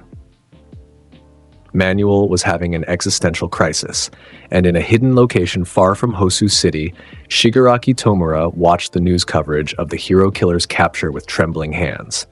"The same kid," he whispered, scratching at his neck frantically. "The same one from USJ. He's everywhere. He ruins everything. This isn't fair. This isn't how the game is supposed to work." Kurogiri, standing beside him, spoke carefully. "Perhaps we should avoid this Midoriya Izuku in the future. He appears to be a significant obstacle." "No," Shigaraki's voice was low and dangerous. "No, we need to beat him. We need to prove that we're the ones who decide how this story goes. I need to show Sensei that I can overcome any obstacle." "But his power doesn't matter." Shigaraki slammed his hand on the bar, disintegrating a portion of it to dust. "Everyone has a weakness. Everyone can be beaten. We just need to find the right game, the right rules, the right strategy." All for One, listening through a communication device, smiled in the shadows. His student was learning. Obsession was a powerful tool, if properly directed. The days following the Hosu incident were strange for Izuku. He received a commendation from the Hero Public Safety Commission for capturing the hero killer, which he accepted with his characteristic boredom. The media tried to interview him, but he refused all requests. His classmates treated him with even more awe and fear than before, and All Might asked him to meet on the roof of UA for a private conversation. "Young Midoriya," All Might said, in his deflated form, "we need to talk about your future." "Do we have to?" Izuku was hoping to catch a rerun of a cooking show. "Yes." All Might's voice was firm. "You're the strongest student at this school, possibly the strongest person I've ever met, but strength alone doesn't make a hero." "I know." "Do you?" All Might leaned against the railing. "Because from what I've observed, you approach hero work like it's a chore. You save people because it's the right thing to do, but there's no passion, no drive. You're going through the motions." Izuku was quiet for a long moment. "You're right. Then why are you here? Why become a hero if you don't care?" "Because," Izuku looked out over the city, at the buildings and people going about their lives. "Because someone with my power needs to be responsible with it. If I didn't use it to help people, I'd be wasting something precious, and waste annoys me more than boredom." All Might studied him. "That's surprisingly mature." "I'm not a good person," Izuku continued. "I don't have a hero's heart like you do. I don't wake up excited to save people. I don't feel satisfaction when I stop a villain. But I understand that power creates responsibility, and I'd rather be bored doing the right thing than entertained doing nothing." "You sell yourself short," All Might said quietly. "A truly bad person wouldn't care about responsibility. They'd use their power for selfish gain." "Maybe," Izuku shrugged. "Or maybe I'm just too lazy to be a villain. Being evil seems like a lot of work." All Might laughed, a real genuine laugh that made his skeletal frame shake. "You're something else, kid, but I think you're going to be a fine hero in your own way." "Sure." Izuku started walking toward the stairs. "Can I go now? There's a sale ending soon." "What kind of sale?" "Eggs. They're 30% off today only." All Might watched him leave, this strange boy who held infinite power but cared more about grocery discounts than glory. He smiled to himself. "Maybe," he murmured, "that's exactly the kind of hero the world needs." Class 1A had changed after the sports festival and the internships. The students were growing, developing their skills and understanding of heroism.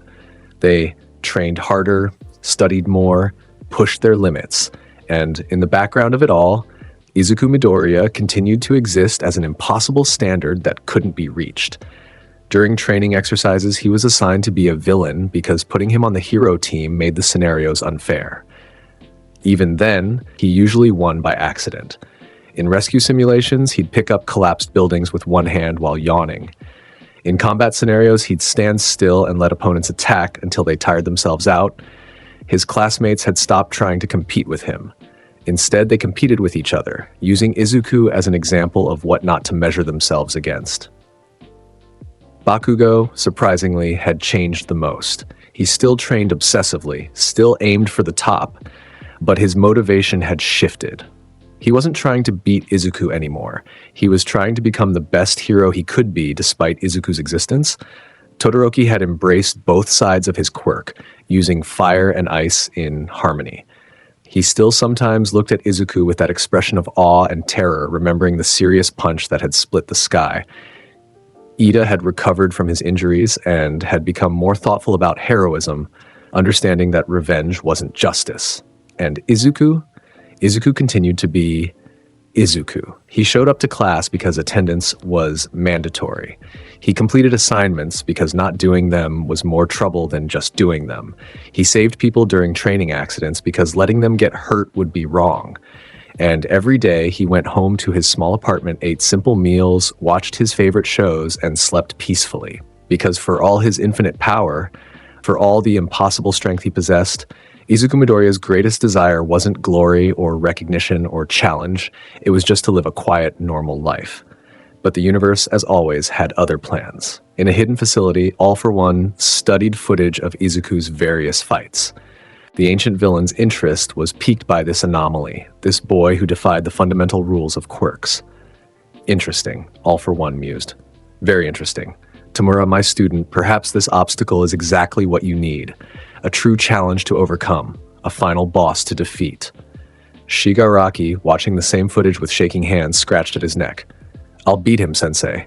I'll prove that I'm the strongest, that I'm worthy. Of course you will. All For One lied smoothly. You just need the right strategy. The pieces were moving. The stage was being set. And Izuku Midoriya, who just wanted to buy discounted groceries and watch TV, was about to be dragged into a conflict that would test whether infinite power could overcome infinite malice, but that was a problem for another day. For now, Izuku walked home from school, his hands in his pockets, his expression bored. He was thinking about dinner. Maybe curry tonight.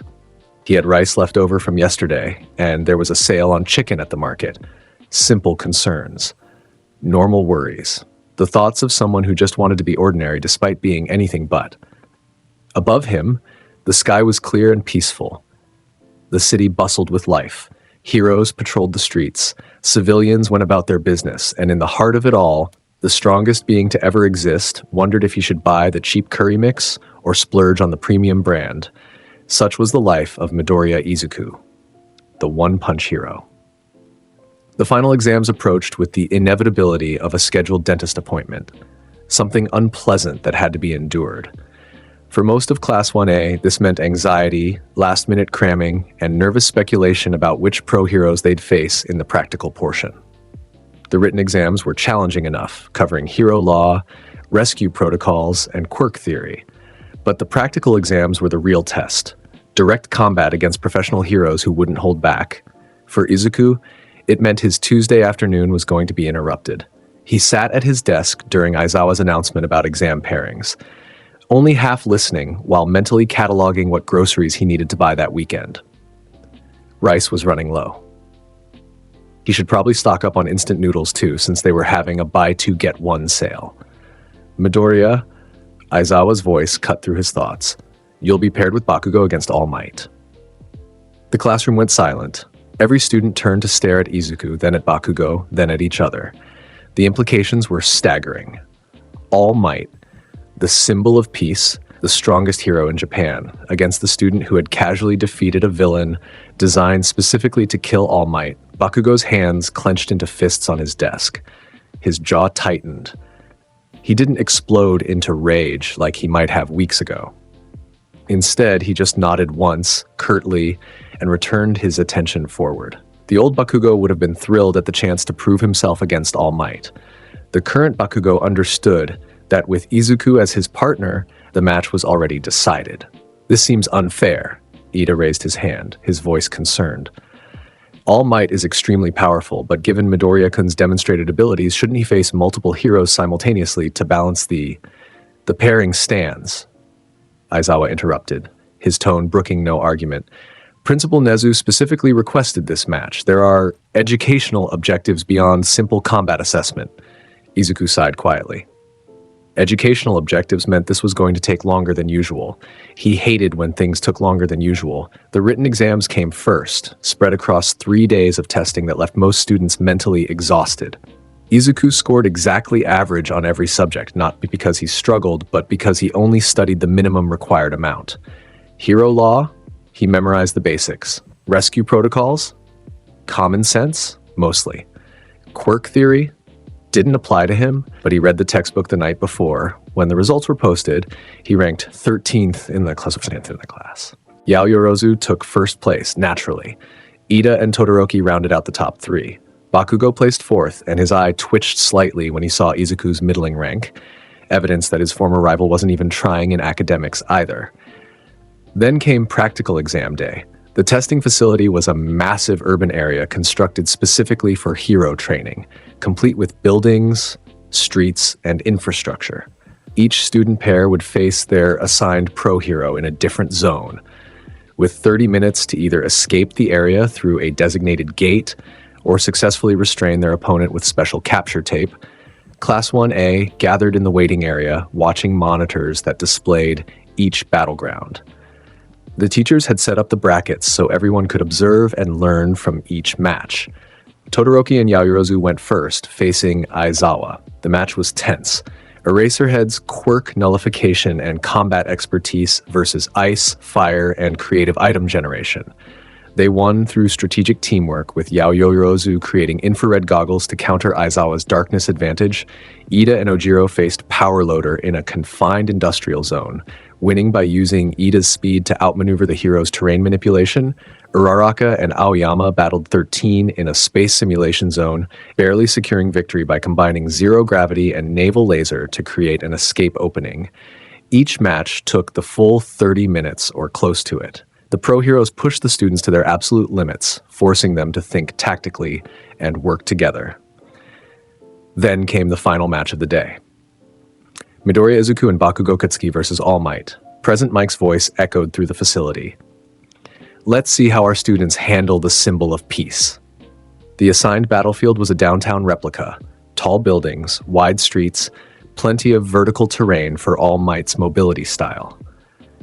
Izuku and Bakugo were given 5 minutes to strategize before All Might would be released into the zone. They stood at the starting point, separated from each other by about 3 meters. Bakugo's hands were already sparking with small explosions, his jaw set in determination.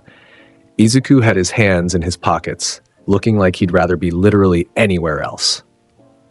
"Listen up, Deku," Bakugo said, his voice low and controlled, a far cry from his usual screaming. "I know how this is going to end. You're going to win in one hit, and I'm going to be completely useless. But I'm not sitting this out. I'm going to try anyway." Izuku glanced at him. "Okay. That's it? Just okay?"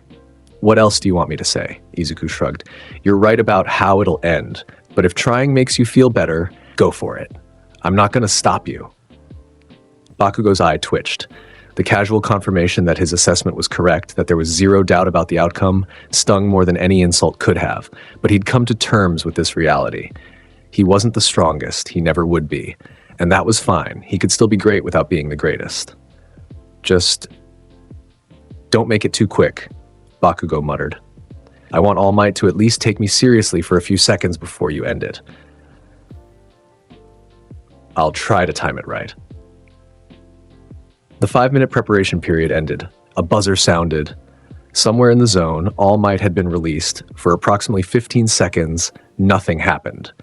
Bakugo took up a defensive position near a building corner, his eyes scanning for any sign of movement. Izuku stood in the middle of the street, hands still in his pockets, looking bored. Then All Might arrived. He didn't approach slowly or announce his presence dramatically.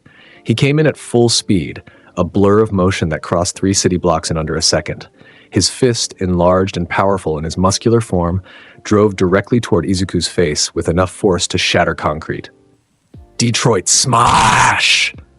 The impact created a shockwave that shattered windows in a 3-block radius. The pavement beneath Izuku's feet cracked in a spiderweb pattern. Dust and debris exploded outward. The sound of the collision was like thunder. Izuku's head tilted backward approximately 5 degrees from the punch. That was it. No stumble. No defensive movement. He just stood there while All Might's full power punch connected with his face, and the only thing that moved was his head tilting slightly from the impact point. All Might's eyes widened in shock. He pulled his fist back and stared at it, then at Izuku's completely unmarked face. Not even a red spot. Not a scratch. The symbol of peace had just delivered one of his strongest attacks, a blow that had defeated countless villains and legendary threats, and it had done absolutely nothing. "Is that it?" Izuku asked, his tone genuinely curious. "I was hoping for more. This is the symbol of peace's full strength?" All Might's smile faltered for just a moment. Then he redoubled his efforts. "Carolina Smash!" A heel drop from above. "California Smash!" A sweeping punch that generated a tornado of wind. "Oklahoma Smash!" An uppercut that should have launched Izuku into orbit. Each attack landed with devastating force. Each one created massive collateral damage to the surrounding area, and each one failed to move Izuku more than a few centimeters in any direction. Bakugo watched from his position, his expression complicated. Part of him had hoped, desperately, irrationally hoped, that All Might would somehow push Izuku, would force him to actually try. But reality was playing out exactly as predicted. The symbol of peace, the strongest hero in the nation, was giving everything he had and achieving nothing. All Might landed in front of Izuku, breathing heavily. His muscular form was starting to steam, a sign that his time limit was approaching. He'd burned through several minutes of transformation just trying to damage this student. "Young Midoriya," All Might said, his voice strained, "I need you to understand something. I'm not holding back. This is my full power, everything I have, and it's not enough, is it?" "No," Izuku replied honestly. "It's not. I could stand here all day and you wouldn't hurt me. Your attacks feel like someone tapping me on the shoulder." The admission hung in the air between them. All Might had known this intellectually, had seen the footage from the sports festival, had heard the reports from the USJ incident, but experiencing it firsthand was different. This boy, this student, was fundamentally beyond him, beyond what he'd been even in his prime, before his injury, before his power had waned. "Then I suppose," All Might's smile returned, sad but genuine, "I should experience what it's like to face you seriously. Show me, young Midoriya. Show me the power that surpasses the symbol of peace." Izuku sighed. "If you insist." He pulled his right hand from his pocket, extended his index finger, pointed it at All Might's chest. Normal poke. His finger moved forward at a speed that looked almost lazy. It touched All Might's chest with what appeared to be minimal force. The same kind of poke someone might use to get a friend's attention. All Might's body rocketed backward. He flew through the first building, punching a perfect human-shaped hole through the structure. Then through the second building, the third, the fourth. His trajectory carved a straight line through the downtown replica zone, demolishing construction after construction with the force of his passage. Finally, he hit the outer wall of the testing facility, reinforced concrete designed to withstand high-level quirk impacts, and embedded into it with enough force that spiderweb cracks radiated outward for 50 meters in every direction. All Might's muscular form deflated immediately. He slumped in the crater, conscious but completely winded, steam pouring from his body. The entire attack, from poke to impact, had taken less than 2 seconds. Izuku walked toward where All Might had landed, his pace casual. Bakugo followed behind, silent, his expression unreadable. They found the symbol of peace in his true form, skeletal, exhausted, coughing slightly. Recovery Girl was already rushing toward him via a medical cart, her expression professionally concerned despite having seen this kind of result from Izuku before. "Are you okay?" Izuku asked, looking down at his teacher. All Might coughed once, then smiled. A real smile, not his trademark grin. "I'm fine, young Midoriya. Just humbled. I knew you were strong, but experiencing it myself puts everything in perspective." "I tried to hold back," Izuku said, and he sounded genuinely apologetic. "I didn't want to hurt you. Did I hold back enough?" "Yes," All Might wheezed. "Any less, and you might have actually injured me. You calibrated it perfectly. Enough force to decisively win, but not enough to cause real damage." He paused, catching his breath. "That level of control is remarkable. You must practice restraint constantly." "Every day," Izuku confirmed. Everything I do requires holding back, walking, sitting down, opening doors. If I stopped being careful, I'd break everything I touched. Recovery Girl arrived and began checking All Might's vitals. She glanced at Izuku with the weary expression of someone long past being surprised by his capabilities. The match is over. You two pass, obviously. Bakugo, who had remained silent through the entire exchange, finally spoke. All Might. The hero looked at him, his sunken eyes kind despite his exhausted state. Was there anything, Bakugo asked, his voice carefully neutral, anything at all that I could have done to help in that fight? Any strategy, any technique, anything that would have made a difference? All Might considered the question seriously. Then, with characteristic honesty, he shook his head. No, young Bakugo. Against young Midoriya's level of power, conventional strategy becomes meaningless. Your quirk, strong as it is, wouldn't have affected him. My quirk, even at full strength, couldn't affect him. The gap is too vast. That's what I thought. Bakugo turned and started walking toward the exit. Thanks for confirming it. Izuku watched him go, then looked back at All Might. Is he going to be okay? He'll be fine, All Might assured him. Young Bakugo is resilient. He's learning to measure his worth by his own standards rather than by comparison to you. That's healthy growth. If you say so. Izuku checked his phone for the time. Can I go? There's a rerun of my favorite cooking show starting in 30 minutes. All Might laughed. A genuine, wheezing laugh that turned into a slight cough. Yes, go. You've certainly earned it. As Izuku walked away, All Might stared up at the sky through the hole that had been punched through multiple buildings. Principal Nezu appeared beside him, his small form somehow managing to convey smugness. So, Nezu said cheerfully, did the educational objective succeed? If the objective was to thoroughly demonstrate the absolute difference in power between myself and young Midoriya, then yes. All Might sat up slowly with Recovery Girl's help. I understand now why you insisted on this pairing. I needed to feel it myself, to truly comprehend what we're dealing with. And what are we dealing with? Nezu's eyes gleamed with scientific curiosity. Something beyond quirks, beyond the normal rules of power and biology. All Might's voice was thoughtful.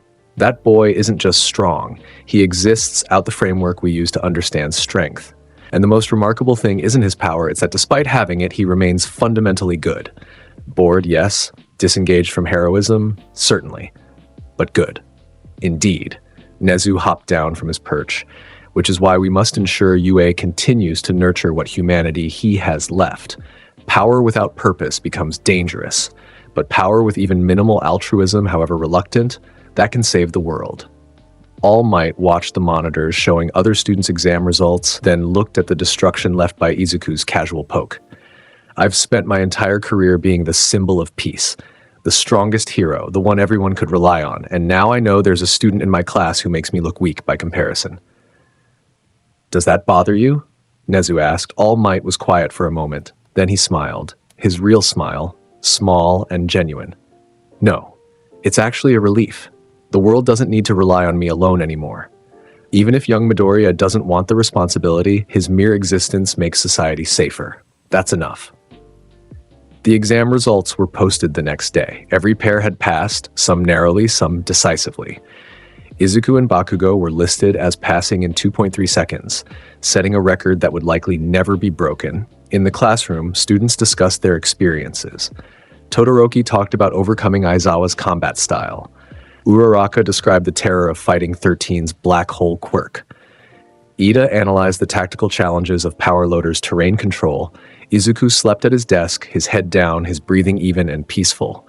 Bakugo sat at his own desk, staring at his hands, thinking about All Might's words. No strategy, no technique, nothing he could have done. The gap was absolute, but that was okay. He was still going to become a great hero, just not the greatest. That position was occupied by someone who didn't even want it. Such were the contradictions of Class 1A, a collection of talented students all striving to become heroes, with one massive outlier who outclassed everyone while caring more about cooking shows than hero work. The summer training camp was meant to be a week of intensive quirk training in a remote mountain facility, away from the city's distractions and under the supervision of the Wild Wild Pussycats hero team. For Class 1A and Class 1B, It represented an opportunity to push their limits and develop their ultimate moves before the provisional license exam. For Izuku, it represented an opportunity to relax in a hot spring and maybe see a meteor shower that was scheduled to peak during their stay. The journey to the camp was uneventful until the buses stopped at a cliff overlooking a massive forest.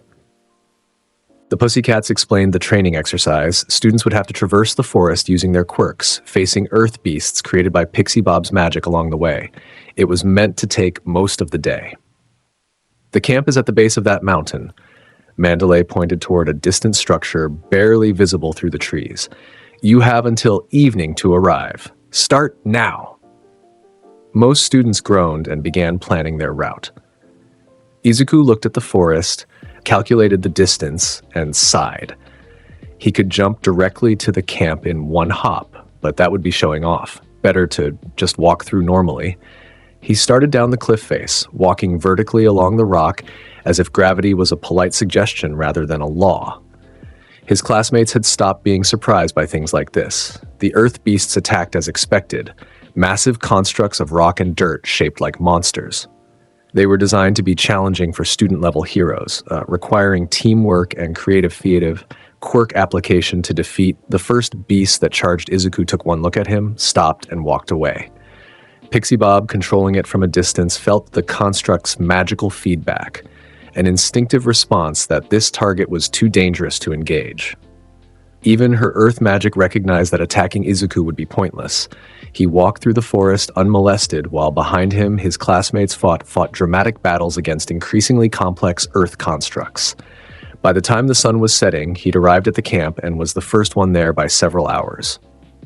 "Well, that was fast," Mandalay observed, checking her watch. "You didn't even fight any beasts?" "They avoided me," Izuku replied. "Is there food? I'm hungry." The rest of the class arrived exhausted and covered in dirt, having fought their way through the forest. They collapsed in the camp's common area, while the Pussycats explained the schedule: training during the day, hot springs in the evening, and a test of courage event on the third night. Izuku was most interested in the hot springs. Finally, some relaxation. He'd been looking forward to this. The first 2 days of camp were intensive quirk training. Each student was assigned exercises designed to push their specific abilities to new heights. Bakugo put his hands in boiling water to increase his explosion output by expanding his sweat glands. Todoroki sat in barrels of water heated and cooled simultaneously, training his body to regulate extreme temperatures. Ida ran through the forest with weighted equipment. Uraraka spun in circles until she was nauseous. Building her tolerance to her quirk's side effects, Izuku was assigned to sit there. "Your quirk can't be trained in conventional ways," Aizawa explained, his voice flat with exhaustion. "You're already at maximum output. There's no limit to push, so instead focus on control. Practice moving at exact speeds. Practice delivering exact amounts of force. Learn to calibrate your power with precision." So Izuku spent his training time practicing things like walking at exactly 5 kilometers per hour and lifting a water bottle with exactly 10 newtons of force. It was incredibly boring, but he understood the utility. Control was the only thing he could improve. His power itself was already infinite on the third night during the Test of Courage event, where students were meant to scare each other through a darkened forest. Everything went wrong. Izuku was in the hot spring when it happened. He'd finally found time to relax, soaking in the perfectly heated water, watching the stars overhead. The meteor shower was supposed to start in about an hour. He was actually looking forward to something for once. Then the sky lit up with blue flames. Then he felt the impact tremors of something massive moving through the forest. Then he heard screaming. Izuku's eye twitched. His peaceful bath was being interrupted. This was unacceptable. He stood up from the water, grabbed a towel, and wrapped it around his waist. Didn't bother getting dressed. The towel would have to suffice. He walked out of the bathhouse and toward the source of the disturbance, his wet footprints leaving a trail behind him. The first thing he encountered was Muscular, a villain with a muscle augmentation muscle quirk that made him look like an anatomical diagram had come to life. The man was massive, his muscles stacked upon muscles in grotesque layers, his right eye covered by a fleshy growth. Muscular had just finished destroying a section of forest and was advancing on a clearing where Kota, a child staying at the camp, was hiding in terror. The villain's hands were still bloody from killing Kota's parents years ago, and he'd come to finish what he'd started. Well, well, Muscular grinned, his voice cheerful despite the violence he represented. A kid from that hero school? You're the bonus objective. I get extra pay for each student I kill, so line up and... He stopped mid-sentence as he got a good look at Izuku. The student was standing there in just a towel, his hair still dripping wet, his expression completely flat. There was no fear in his eyes, no tension in his posture. He looked like someone who'd been interrupted during a relaxing bath and was deeply annoyed about it. You're ruining my evening, Izuku said, his voice devoid of emotion. I was watching the stars. I was going to see the meteor shower. Now I'm standing in the forest in a towel because you decided to attack tonight of all nights. Muscular's grin widened. Tough talk for a kid. Let me show you what happens to heroes who... Izuku interrupted him. How strong are you? What? Your quirk? Muscle augmentation. You stack muscle fibers to increase strength. Izuku tilted his head slightly. What's your maximum output? Give me a number. Muscular laughed, a booming sound that echoed through the forest. Kid, I've killed pro heroes. My muscle fibers can stack infinitely as long as I keep pushing. I once lifted a 10-ton truck with one hand. I punched through a reinforced concrete bunker. I'm the strongest villain you'll ever. So weak then, Izuku concluded. Got it. The words hung in the air for a moment. Muscular's grin froze, then twisted into a snarl. What did you say? His muscles exploded outwards, new layers stacking on top of existing ones. His body swelled to grotesque proportions, veins bulging, his skin stretching. He pulled his fist back, muscles coiling with potential energy. I'll show you weak. I'll crush you into paste. I'll make you regret those words. He punched with everything he had. His fist, covered in layers upon layers of muscle fiber, drove forward with enough force to crater a mountainside. The air screamed from the speed and power. It was an attack that had killed A-rank heroes, that had demolished buildings, that represented the absolute peak of what Muscular's quirk could achieve. The punch connected with Izuku's face. Nothing happened. Izuku's head didn't move. His body didn't shift. He stood exactly as he had been, towel still secure around his waist, water still dripping from his hair. The punch that could destroy mountains had failed to even make him blink. Are you done? Izuku asked. Muscular's eyes widened. He pulled his fist back and stared at it, then at Izuku's unmarked face. That's impossible. My punch can destroy anything. I've killed dozens of heroes. How are you? Boring, Izuku interrupted. He raised his hand, index finger extended. I was hoping you'd be stronger, that maybe you'd give me a challenge, but you're just another weak villain wasting my time. Normal flick. He flicked Muscular's forehead. The casual motion, the same gesture someone might use to flick away a bug, generated kinetic force that exceeded anything Muscular's quirk could produce. The villain's entire body ragdolled backward, his augmented muscles meaningless in the face of absolute power. Muscular flew through the forest like a missile. Trees exploded into splinters as his body carved a path through them. He traveled over 5 kilometers, demolishing everything in his trajectory, before finally slamming into a cliff face with enough force to embed himself 3 meters into solid rock. He was unconscious before he hit the ground. His muscles deflated immediately, his quirk deactivating as his brain shut down from the impact. Izuku lowered his hand and looked at his finger. I overdid it. I hope he's not dead. That would be paperwork. Behind him, Kota stared with wide eyes, his young mind unable to process what he'd just witnessed. This was the person who'd killed his parents' murderer with a flick. This was power beyond anything he'd imagined. Are you okay? Izuku asked, turning to the child. Kota nodded silently, still staring. Good, go back to the camp. Tell the teachers what's happening. Izuku started walking deeper into the forest. I need to deal with the other villains before they interrupt the meteor shower. He left Kota there, walking calmly through the burning forest in nothing but a towel, his wet footprints the only sign of his passage. The Vanguard Action Squad was in the middle of executing their plan when things started going wrong.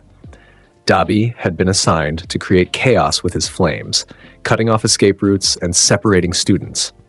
His blue fire had engulfed large sections of the forest, the heat intense enough to cremate a person in seconds. He was admiring his handiwork when he noticed something odd, a figure walking directly through the flames. Not running, not panicking, just walking, hands in. Wait, the figure didn't have hands in pockets. It was wearing only a towel. Dabi squinted through the flames. What the hell? Izuku emerged from the fire completely unharmed. His skin wasn't even red. The towel wasn't singed. He looked like someone who'd walked through a light rain rather than a crematorium. "You're making me sweat," Izuku observed, his voice flat with annoyance. "The hot spring got me clean, and now I'm sweating again because of your fire.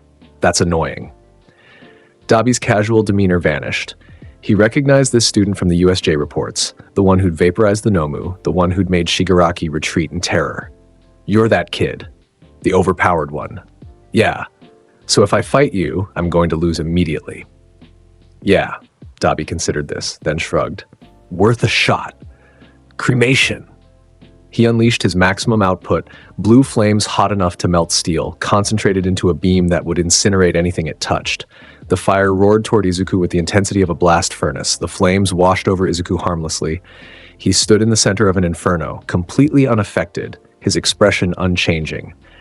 The heat that could reduce a person to ash in seconds was merely making him slightly uncomfortable.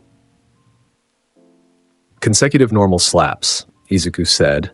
His hands moved in a blur, a barrage of open palm strikes delivered faster than the eye could track.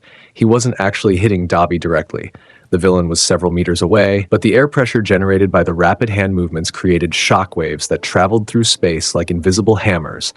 Dabi was hit by what felt like being struck by a dozen trucks simultaneously. Each air pressure wave slammed into him from different angles, overwhelming his senses and scrambling his brain.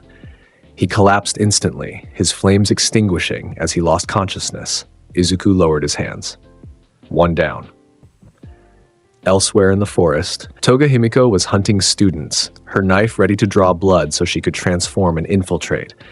She was giddy with excitement, having spotted several cute boys she wanted to become. Then she encountered Izuku, and her survival instinct screamed at her to run. She tried anyway because she was crazy. "You're cute. Can I have some of your blood? Just a little. I want to become you and feel what it's like to be so strong." She lunged forward, her knife aimed at his arm with practiced precision. The knife shattered on contact with his skin. The blade fragmented into pieces that scattered across the forest floor. Toga stared at her now useless handle in confusion. "That was expensive," she whined. "Do you know how hard it is to get good knives?" "Normal poke," Izuku said, extending one finger toward her forehead. He tapped her gently, a motion with about as much force as someone checking if something was solid. Toga's eyes rolled back and she collapsed, unconscious, before she hit the ground. Her blood obsession had been forcefully interrupted by sudden nap time. Two down. Twice was creating an army of clones, filling the forest with duplicates to overwhelm the heroes. He was laughing manically, confident in his ability to drown any opponent in numbers. Then he saw Izuku walking through the clone army, and every clone that got within 2 meters of him simply disintegrated. The air pressure emanating from Izuku's body was enough to destroy the constructs without him actively doing anything. They popped like bubbles, unable to maintain cohesion in his presence. "That's not fair," Twice shouted. "My clones are supposed to be unbeatable. How are you destroying them just by walking?" "I don't know," Izuku replied honestly. "They're just too weak to exist near me, I guess." Normal punch. He threw a punch at the air, not aiming at Twice directly, but creating a shockwave that traveled through the clone army like a tsunami. Every single clone was destroyed instantly, reduced to nothing by the pressure wave. Twice himself was caught in the residual force and knocked unconscious, his quirk deactivating. 3 down. Moonfish, the blade-toothed villain, attacked from the shadows with his extending tooth weapons. His blade teeth shot toward Izuku from multiple angles, designed to skewer him from unexpected directions. The teeth shattered on contact with his skin, producing a sound like breaking glass. Moonfish recoiled in shock, his mouth bleeding from the backlash of his quirk's failure. "Normal flick," Izuku said, aiming at a nearby tree. The finger flick didn't hit Moonfish directly. Instead, it hit the tree the villain was hiding behind, and the tree exploded into splinters from the kinetic force. The debris cloud knocked Moonfish unconscious through blunt force trauma. 4 down. Mustard, controlling poisonous gas, watched through his gas mask as this towel-wearing student dismantled the entire Vanguard action squad. He tried flooding the area with his knockout gas, creating a thick cloud that would incapacitate anyone breathing it. Izuku walked through the gas cloud without issue. His body's natural durability extended to poison resistance. His cellular structure was too resilient to be affected by toxins. He found Mustard hiding behind a rock and delivered a normal tap to the top of his mask. Just touching it lightly with one finger, the mask cracked. The gas backflow knocked Mustard unconscious. His own quirk had defeated him through equipment failure. 5 down. Magni, with her magnetism quirk, tried to manipulate Izuku's position by pulling at the iron in his blood. The quirk activated, she pulled with everything she had, and nothing happened. Izuku's body was too dense, too fundamentally solid to be moved by magnetic force.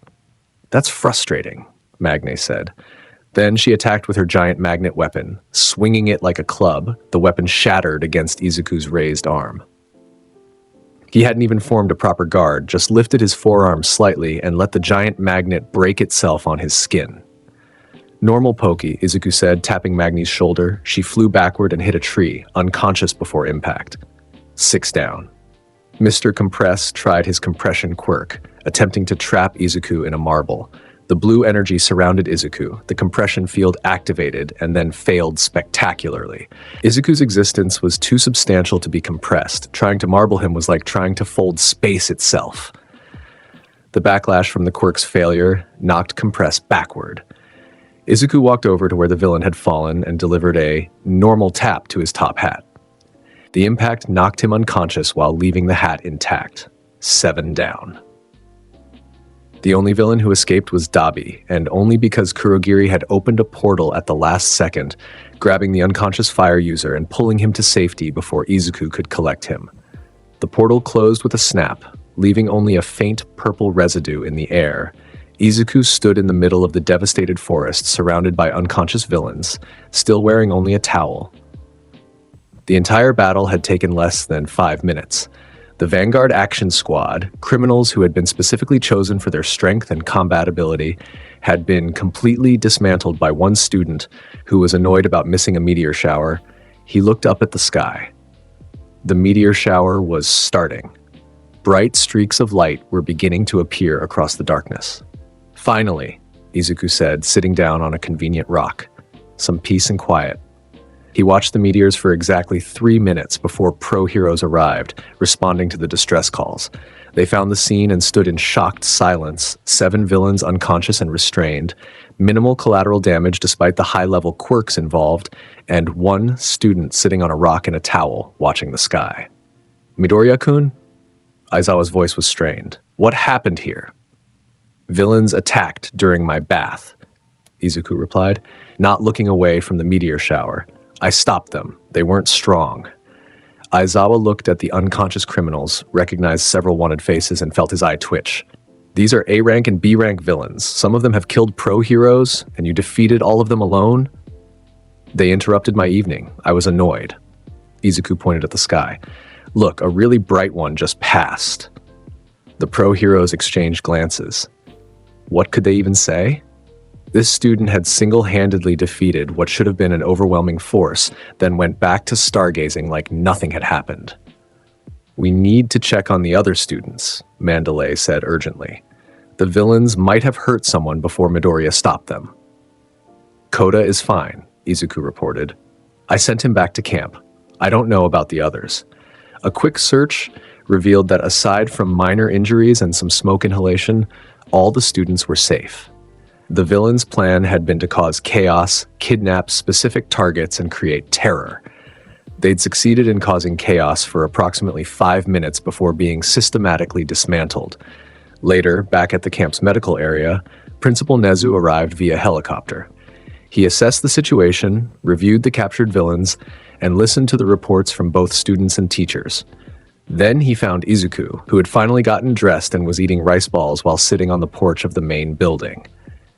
"Midoriya-kun," Nezu said, his tone cheerful despite the serious circumstances. You've once again prevented a catastrophe with minimal effort on your part.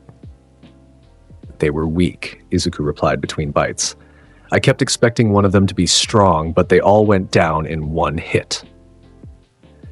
The League of Villains specifically assembled that team to attack this camp. They studied our security, planned their approach, and selected villains with complementary quirks for maximum effectiveness. Nezu's eyes gleamed. And you defeated them all while wearing a towel because they interrupted your bath. Is there a point to this conversation?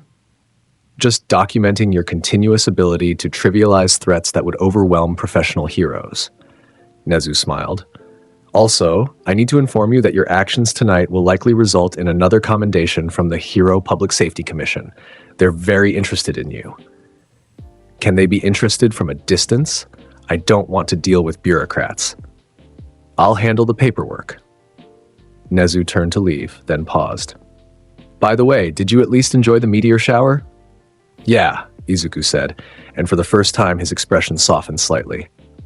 It was pretty, worth staying awake for. I'm glad you found something you enjoyed, even if the evening was interrupted. After Nezu left, Izuku finished his rice balls and stared up at the sky. The meteor shower was still going, though the peak had passed. He thought about the villains, about how weak they'd been, about how disappointed he'd been expecting a real challenge. Then he thought about the meteor shower, about the stars, about how nice the hot spring had been before being interrupted. Maybe that was the point. Maybe life wasn't about finding challenging fights. Maybe it was about enjoying the quiet moments between the fights. The meteor showers, the hot springs, the discounted groceries. He stood up, stretched, and headed to bed. Tomorrow they'd return to UA, and life would continue its pattern of boring combat and occasional moments of genuine peace. Such was life for someone with infinite power. A constant search for meaning in a world where nothing could challenge him physically, leaving only the small pleasures to provide actual satisfaction. In a hidden bar across the country, Kurogiri delivered his report to Shigaraki. The entire Vanguard Action Squad was defeated, the portal villain said, his misty form somehow conveying exhaustion. By one student, the same one from USJ, Midoriya Izuku. Shigaraki's hands went to his neck, scratching frantically. One student. Again, he ruined our plan again. He's always there, always in the way, always breaking the game. Should we avoid targeting areas where he might be? Kurogiri suggested carefully. No, Shigaraki's voice was low and dangerous. No, we need to beat him. We need to prove that we can overcome this obstacle. Sensei, what should we do? All for One's voice came through a communication device, calm and measured. Patience, Tamura. This Midoriya boy is indeed a problem, but every problem has a solution. We simply need to change our approach. Instead of fighting him directly, we'll create situations where his strength becomes irrelevant. How? By targeting what he cares about, by forcing him into scenarios where raw power isn't the answer. All for One smiled in his hidden location. Everyone has something they care about, something that can be exploited. We just need to find his. Shigaraki stopped scratching and listened carefully. His master was right. Direct confrontation hadn't worked. The Nomu had been vaporized. The Vanguard Action Squad had been defeated. Traditional villain tactics were useless against someone who couldn't be hurt. But maybe, just maybe, there was another way. The game wasn't over yet. It was just entering a new phase. And Shigaraki Tamura was determined to win, no matter what it took. The hideout raid happened almost by accident. After the training camp attack, the pro heroes began coordinating a large-scale operation to locate and apprehend the League of Villains. All Might, despite being in his weakened state, was determined to be involved. The symbol of peace wanted to face the people who had repeatedly threatened his students. The operation was planned meticulously. Teams of heroes would raid multiple suspected locations simultaneously, with All Might leading the primary assault on the League's main hideout in Kamino Ward. It was meant to be a coordinated strike that would end the villain threat decisively. What they didn't account for was Izuku getting lost. He'd been sent to buy groceries for his mother on the day of the raid. The local supermarket was having a sale on vegetables, and she'd given him a specific shopping list. Simple enough task: walk to the store, buy the items, walk home. except Izuku had taken a wrong turn leaving the store, ended up in an unfamiliar district, tried to backtrack, and somehow wandered into Kamino Ward while following what he thought were street signs pointing toward his neighborhood. They weren't. He was completely lost. He pulled out his phone to check the map, discovered his battery had died, and sighed deeply. This was annoying. He just wanted to buy vegetables and go home. Now he was lost in a commercial district that looked vaguely shady. Then he noticed the portal residue. It was faint, purple traces in the air that most people wouldn't see. But Izuku had been hit by Kurogiri's portals enough times to recognize the telltale shimmer. He followed it out of pure curiosity, thinking maybe if he found the portal villain, he could ask for directions home. This logic was flawed, but Izuku wasn't particularly bright about anything except combat. The residue led him to a nondescript warehouse. He could hear voices inside, multiple people arguing about something. One voice was familiar, that hand-covered guy from USJ who got angry about games or whatever. Izuku knocked on the door. The conversation inside stopped immediately. Footsteps approached. The door opened to reveal a low-level villain who stared at Izuku in confusion. "Who are you? This is private." "I'm lost," Izuku said honestly. "I was trying to find my way home. Do you know where?" "It's that kid!" Someone shouted from inside. The overpowered one from USJ and the training camp. The door slammed shut. Izuku heard rapid, panicked conversation inside. Something about how did he find us and we need to evacuate now and call for the Nomu. He knocked again. "I just need directions. I'm not here to fight." The response was the door exploding outward as a Nomu. A newer model, less advanced than the USJ one but still dangerous, burst through to attack him. Izuku sighed. "I really just wanted directions." The Nomu swung a massive fist at his face. Izuku caught it with one hand, his expression flat with annoyance. Normal punch. The Nomu vaporized. One moment it was there, muscles and bioengineering and multiple quirks. The next moment it was purple mist dissipating in the air, completely erased from existence by a casual counterpunch. Izuku walked through the destroyed doorway into the warehouse. Inside, he found exactly what the pro heroes had been searching for. The League of Villains' main hideout, complete with Shigaraki, Kurogiri, several recruited villains, and even all-for-one monitoring via communication device. Everyone stared at him. He stared back, his grocery bag still in his hand. "Hi," Izuku said. "I'm lost. Can someone tell me how to get to Nomu?" All-for-one's voice came through the speakers, urgent and commanding. "Deploy all available units. Stop him!" 3 more Nomu emerged from hidden chambers, mid-tier models, each designed with specific combat capabilities. They attacked simultaneously with enhanced strength, speed, and durability. Izuku dispatched all 3 with consecutive normal punches delivered so fast it looked like he hadn't moved. The Nomu exploded into mist, their bioengineering unable to withstand the physics-defying force. "Okay," Izuku said, looking at Shigaraki. "I'm going to ask one more time. Which direction is?" "Kurogiri, retreat!" Shigaraki screamed, his hands shaking. "Get everyone out! Now!"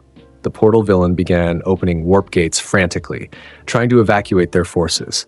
But all for one, listening through the communication system and recognizing the existential threat this student represented, made a different decision.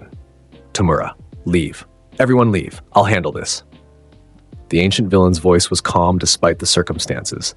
"But Sensei, go. This is beyond your current level. I'll buy time." Kurogiri opened a portal and pulled Shigaraki through it despite the younger villain's protests. The other League members fled through additional portals, scattering to predetermined safe houses. Within 30 seconds, the warehouse was empty, except for Izuku and the communication device through which All for One was connected. Midoriya Izuku. All for One's voice was thoughtful. "The boy with no quirk who surpasses all quirks. I've been very interested in meeting you."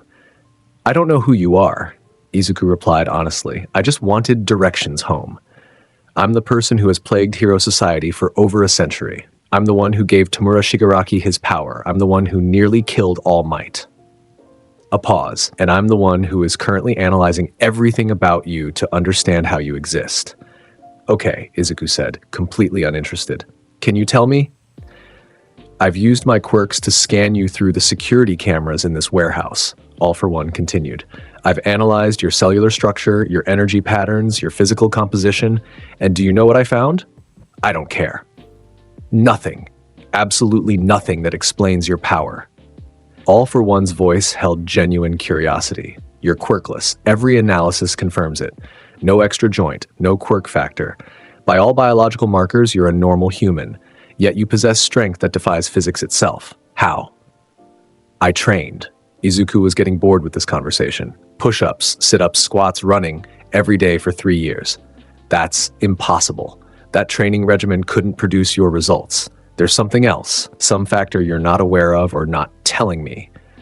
I don't know what else to tell you. I just worked out until I got strong. Then I got too strong. Now everything is boring. Izuku looked around the warehouse. Are you going to come out and fight me, or just keep talking? Fighting you directly would be suicide, All for One admitted. I've accumulated hundreds of quirks over my lifetime. I've defeated countless heroes. I've mastered power beyond anything Hero Society has seen. And I know, with absolute certainty, that you would vaporize me if I attacked. So you're smart. Good for you. I'm retreating, All for One said. This location is compromised. The heroes will arrive shortly. I've been monitoring their operation. I'm leaving so I can study you further, find your weakness, and eventually overcome you. Everyone says that. Then I punch them and they stop talking.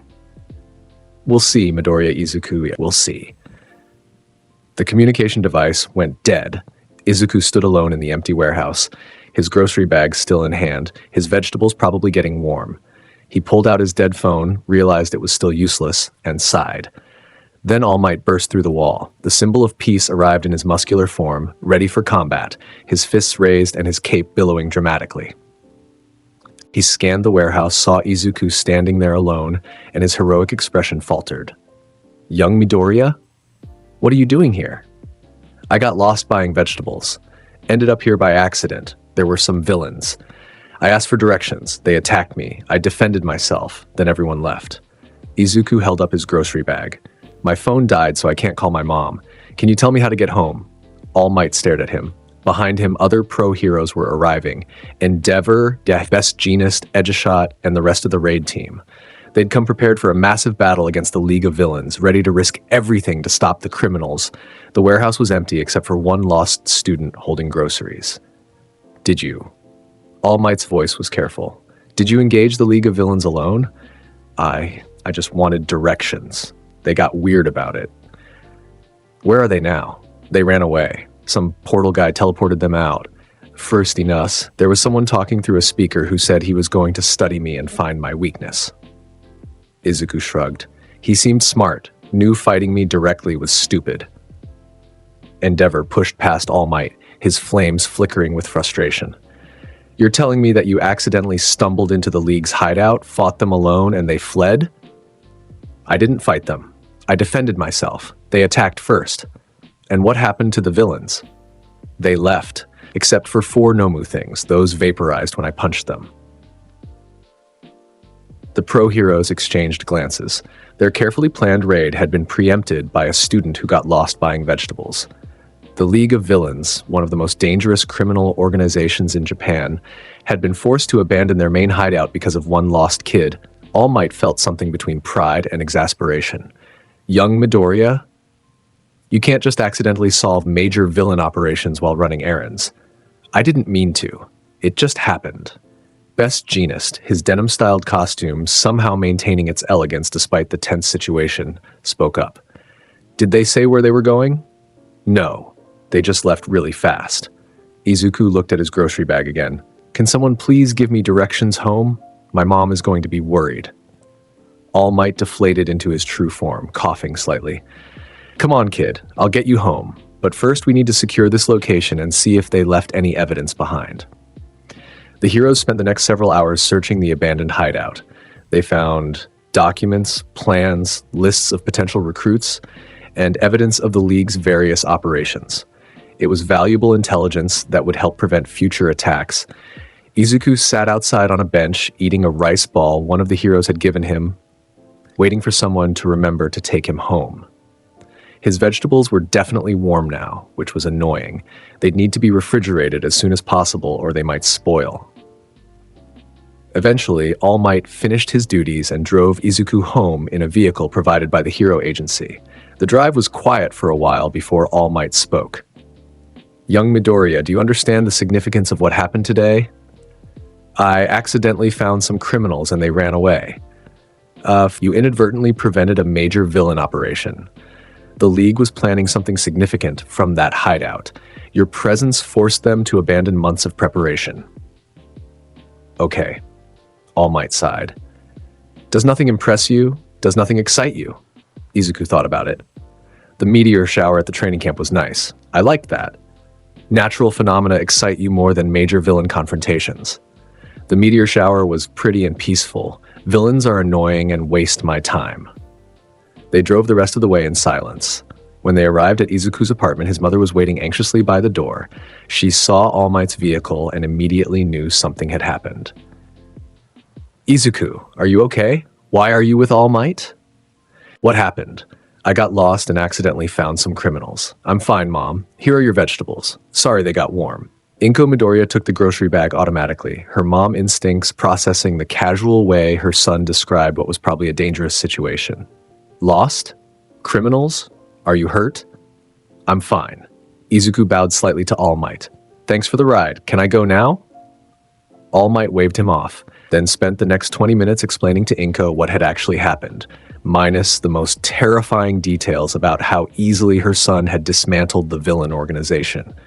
He didn't want to give her more gray hairs than she already had from worrying about Izuku. Later that night, in various hidden locations across Japan, the scattered League of Villains regrouped and assessed their losses. Their main hideout was gone. Their plans were compromised. Their Nomu reserves were depleted, all because one student got lost buying vegetables. Shigaraki scratched at his neck until it bled, his frustration boiling over. "It's not fair. We had everything planned. We were going to strike a blow against Hero Society, and he ruined it all by accident. He wasn't even trying." All for One, now relocated to a different secure location, listened patiently to his successor's rage. "Calm yourself, Tamura. This is merely a setback. We learned valuable information." "What information? That he's unstoppable, that nothing we have can beat him?" "We learned that he stumbled into our hideout by accident, that he's not actively hunting us. He's simply so powerful that his random movements cause catastrophic disruption to our plans." All for One's voice held dark amusement. "This means we need to operate in places and ways where random chance won't intersect with his presence. We need to be more careful, more subtle. Or we need to kill him. That's not currently possible, as you well know." Shigaraki slammed his hand on the table, disintegrating a portion of it to dust. "Then what's the point? How are we supposed to change society if one student can accidentally destroy all our plans?" "Patience, Tamura. Every strength has a weakness. Every power has a limitation. We simply need to find his. And we will. I've been studying power for over a century. This puzzle will be solved." But privately, All for One was less confident than he sounded. He'd analyzed Midoriya Izuku through every lens he possessed: biological, psychological, sociological, and the boy remained an impossible anomaly. Power without a source, strength without a mechanism, durability that defied physical laws. For the first time in his very long life, All for One encountered something he genuinely didn't understand.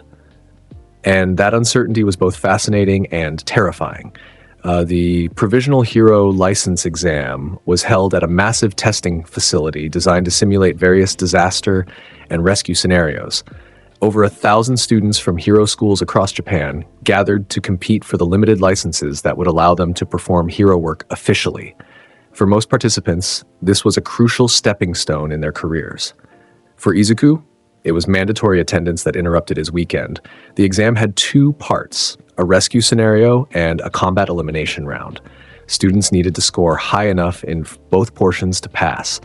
The first test began with a massive disaster simulation. Buildings collapsing, civilians trapped, fires spreading, and various crisis situations unfolding simultaneously. Students had to rescue civilians, played by actors called Help Us Company, while managing the chaos. Izuku's approach was efficient to the point of being comical. He walked into the disaster zone, saw a building collapsing on a group of civilians, and caught it with one hand. The entire structure, multiple tons of concrete and steel, stopped mid-fall as Izuku held it up casually with his palm. "Move," he said to the civilians underneath. They scrambled away, staring at him in shock. He set the building down carefully, then moved to the next crisis. A fire was spreading through a residential area. Other students were using their quirks to fight the flames: water quirks, ice quirks, wind to blow it away. Izuku simply walked through the burning building, his presence somehow extinguishing flames through pure air pressure displacement. By the time he'd crossed through the structure, the fire was out. "This is boring," he muttered to himself. A civilian was trapped under rubble. Other students were carefully moving debris piece by piece to avoid causing further collapse. Izuku lifted the entire pile of rubble with both hands, creating an opening for the civilian to escape. "Thank you," the actor said, playing their role enthusiastically. Yeah, he continued like this for the entire rescue portion. Every crisis he encountered was solved with minimal effort and maximum efficiency. The examiners watched his performance with mixed feelings. He was technically perfect, but there was zero creativity or strategic thinking involved. Just raw power applied to each problem until the problem stopped being a problem. When the scores were posted, Izuku had a perfect rescue rating. Every civilian he'd encountered had been saved. Every crisis had been resolved.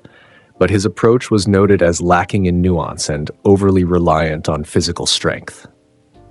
The combat portion was more problematic. Students were given targets to hit on their bodies.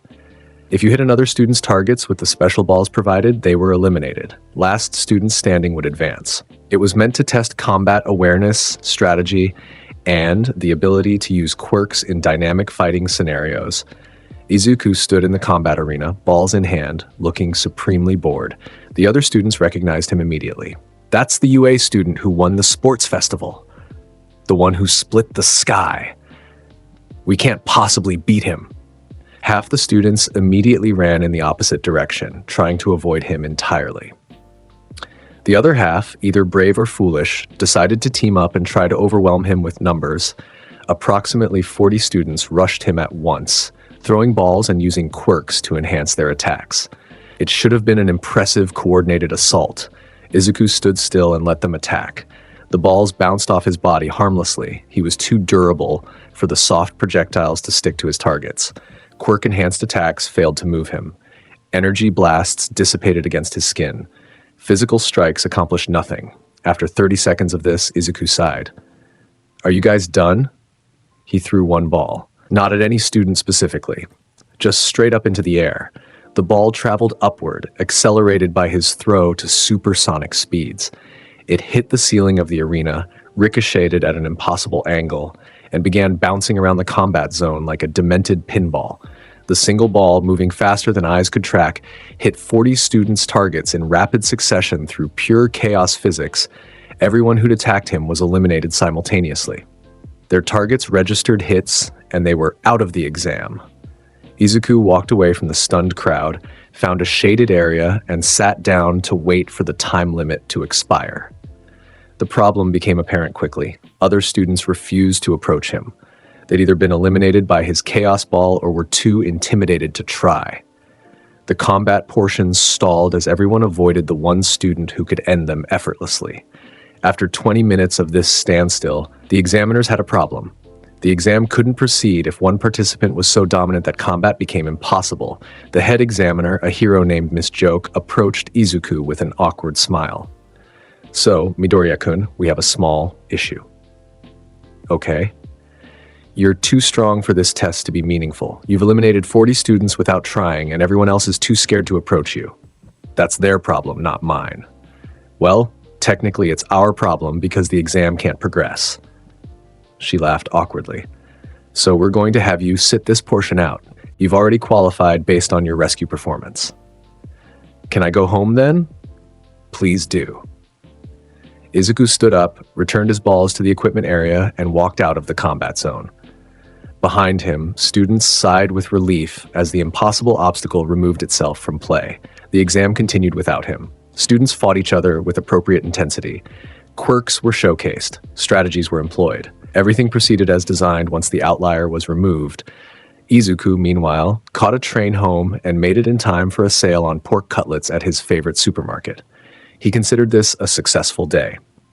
Later, the provisional license results were posted. Izuku had passed technically perfect scores in rescue, exempted from combat due to being overqualified. The examiners had literally created a new category for him, provisional license granted special circumstances. His mother was proud, his classmates were unsurprised, and Izuku returned to his routine of attending class, sleeping through lectures, and waiting for something, anything, to be interesting again. The Shihasaikai operation began with Sir Night Eye's investigation into a criminal organization trafficking in a quirk-destroying drug. The heroes had discovered that the Yakuza group was using a young girl named Eri as the source of the drug, harvesting her body to create bullets that could permanently erase quirks. It was a high-level operation involving multiple hero agencies. All Might's former sidekick, Sir Night Eye, was leading the investigation. Izuku was assigned to the agency for his work study, mainly because UA wanted him to learn about hero work beyond combat. The first thing that happened when Izuku met Sir Night Eye was the pro-hero trying to use his foresight quirk. Night Eye's ability allowed him to see the future of anyone he touched and made eye contact with, up to an hour of their future actions. It was an incredibly useful investigative tool. He'd used it countless times to predict villain movements, prevent crimes, and guide hero operations. He activated his quirk on Izuku, touching his shoulder and looking into his eyes. The vision that came was impossible. Night Eye saw Izuku's future splitting into infinite branches simultaneously. Every possible action, every potential decision, every conceivable outcome existed at once in a quantum superposition of probability. The future both existed and didn't exist. Izuku would punch and wouldn't punch. He would walk forward and backward and stay still all at the same time.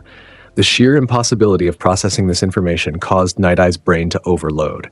He released Izuku immediately, stumbled backward, and collapsed with a migraine so severe he couldn't see straight. Blood dripped from his nose. "What?" Night Eye gasped, his head throbbing. "What are you? Are you okay?" Izuku asked, concerned. "You just fell over." "My quirk. I tried to see your future. But it's impossible to predict. Your existence defies causality itself." "Is that bad?" Night Eye sat up slowly, his hero assistant Bubble Girl helping him. "It means that my most reliable tool is useless on you. I can't predict your actions because your power level is so absolute that conventional fate doesn't apply. You're an anomaly in the timeline itself." Huh. Izuku didn't seem particularly interested. "So can I help with your investigation or not?" Despite the setback, Night Eye assigned Izuku to patrol and information gathering. The young hero was meant to observe, learn, and maybe help with minor villain encounters. Night Eye made it explicitly clear that Izuku should not engage the Shihasaikai directly. This was meant to be a coordinated operation with proper planning. Izuku agreed to these terms, and then immediately forgot them because he was too busy thinking about whether the convenience store on his patrol route sold the limited edition flavor of chips he wanted. The actual raid on the Shihasaikai compound happened on a carefully planned schedule. Multiple hero agencies coordinated. The police provided support. Everyone had their assignments and roles. Then Izuku got separated from the group. The villains had constructed an elaborate underground labyrinth beneath their compound, and during the initial breach, Overhaul, the leader of the Shihasaikai, used his quirk to reshape the environment. Walls shifted, floors dropped, and the hero teams were separated into different sections of the maze. Izuku found himself alone in an underground corridor that seemed to stretch impossibly far in both directions. He could hear fighting in the distance, his colleagues battling other Yakuza members. But his immediate area was quiet. Then the walls began to move. The corridor reshaped itself, stone and concrete flowing like liquid as Overhaul's quirk activated. The Yakuza leader emerged from a newly formed doorway, his plague mask covering his face, his eyes cold and calculating. "A student," Overhaul observed, "from UA, based on the uniform. You're separated from your group. That's unfortunate for you." Izuku looked at him with his characteristic bored expression. "Are you the boss?" "I'm Overhaul, leader of the Shihasaikai, and you're trespassing on my territory." He raised his hands, his quirk activating. "I'll make this quick. Disassemble." The quirk's power activated, a fundamental breakdown of matter at the molecular level. Anything Overhaul touched would be taken apart, reduced to component pieces. He'd use this ability to kill countless people, to reshape entire buildings, to terrorize his enemies. The power flowed toward Izuku, intended to disassemble him at the atomic level. Nothing happened. Izuku's body rejected the concept of being disassembled. His physical existence was too fundamentally solid, too absolutely durable to be broken down by a quirk. Overhaul's power simply failed to process him, like trying to delete a file that the system recognized as critical. Overhaul stared at his hands in confusion. That's impossible. My quirk works on anything. Living matter, dead matter, it doesn't matter. I can break down and rebuild anything. Apparently not, Izuku replied. Overhaul's calm demeanor cracked. He was a man who prided himself on control, on having a plan for every situation. His quirk was absolute. He could reshape reality itself on a physical level, and this student was simply negating it through sheer existence. Fine, Overhaul said, his voice tight. If I can't disassemble you directly, I'll crush you with environmental manipulation. Assemble! The entire underground area began to transform. Walls extended spikes. The floor tried to swallow Izuku. The ceiling dropped massive stone blocks. Overhaul was reshaping the entire labyrinth into a death trap specifically designed to overwhelm through volume. Izuku stood in the center of the chaos, completely untouched. Spikes shattered against his skin. Stone blocks crumbled on impact.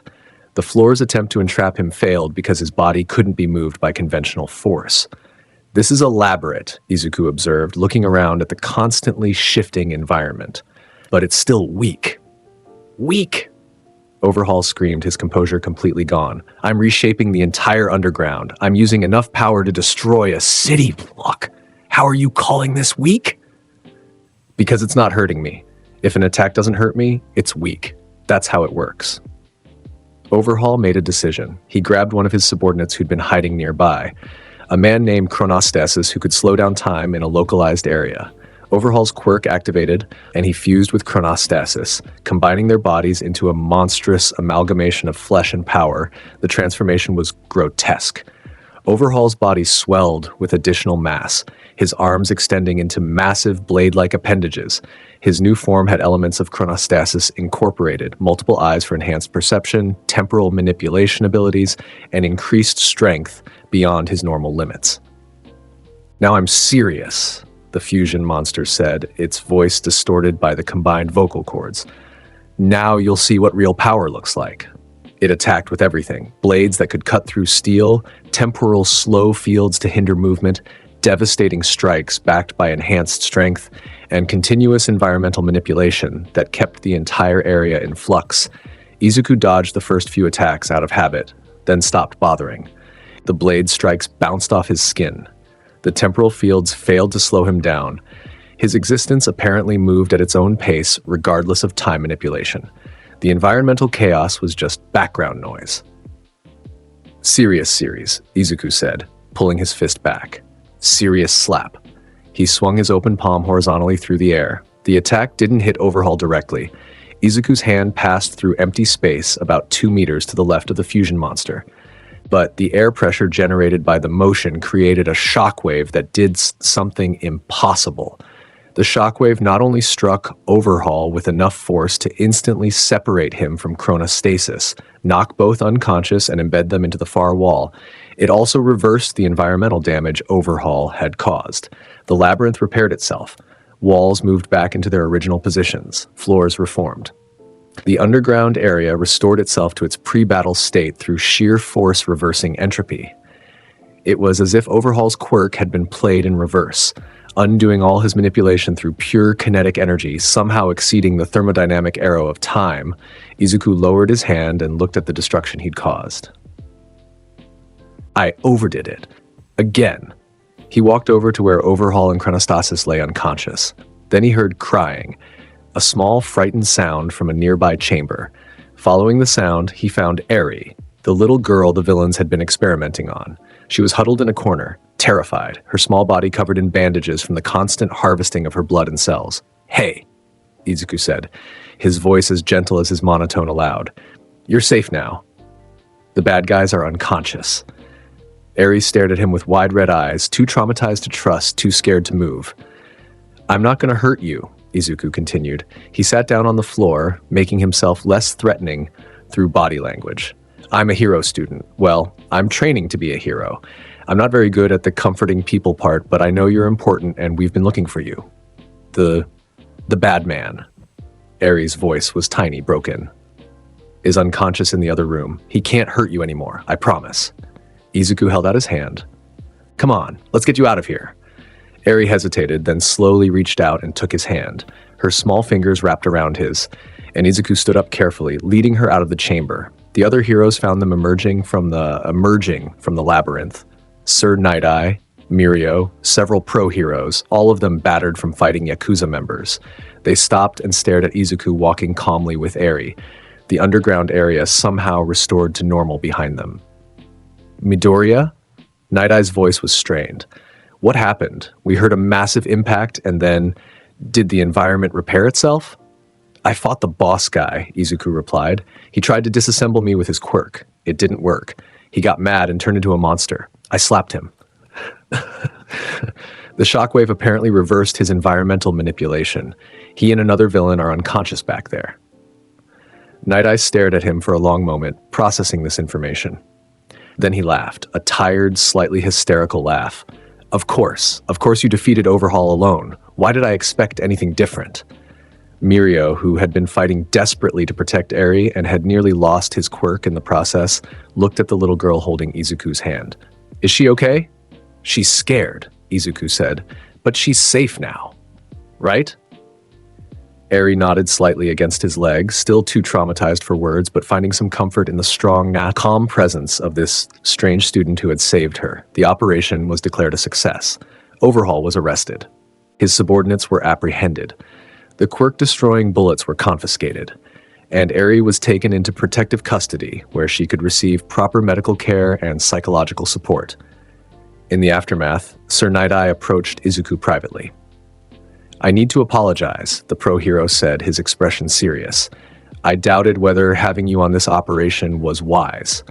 I thought your power might cause more problems than it solved, but you were exactly what we needed. You saved Eri. You defeated Overhaul decisively, and somehow your attack even repaired the structural damage to the underground facility, saving us weeks of cleanup work. I wasn't trying to repair anything, Izuku said. That was an accident. Nevertheless, it happened. Your power operates on a level I can't predict or understand. Night-Eye smiled slightly. Thank you, Midoriya, for proving that sometimes raw strength used with good intentions is exactly what's needed. Can I go home now? This was my day off, and I missed a sale on meat. Night-Eye's smile became slightly strained. Yes, you can go home.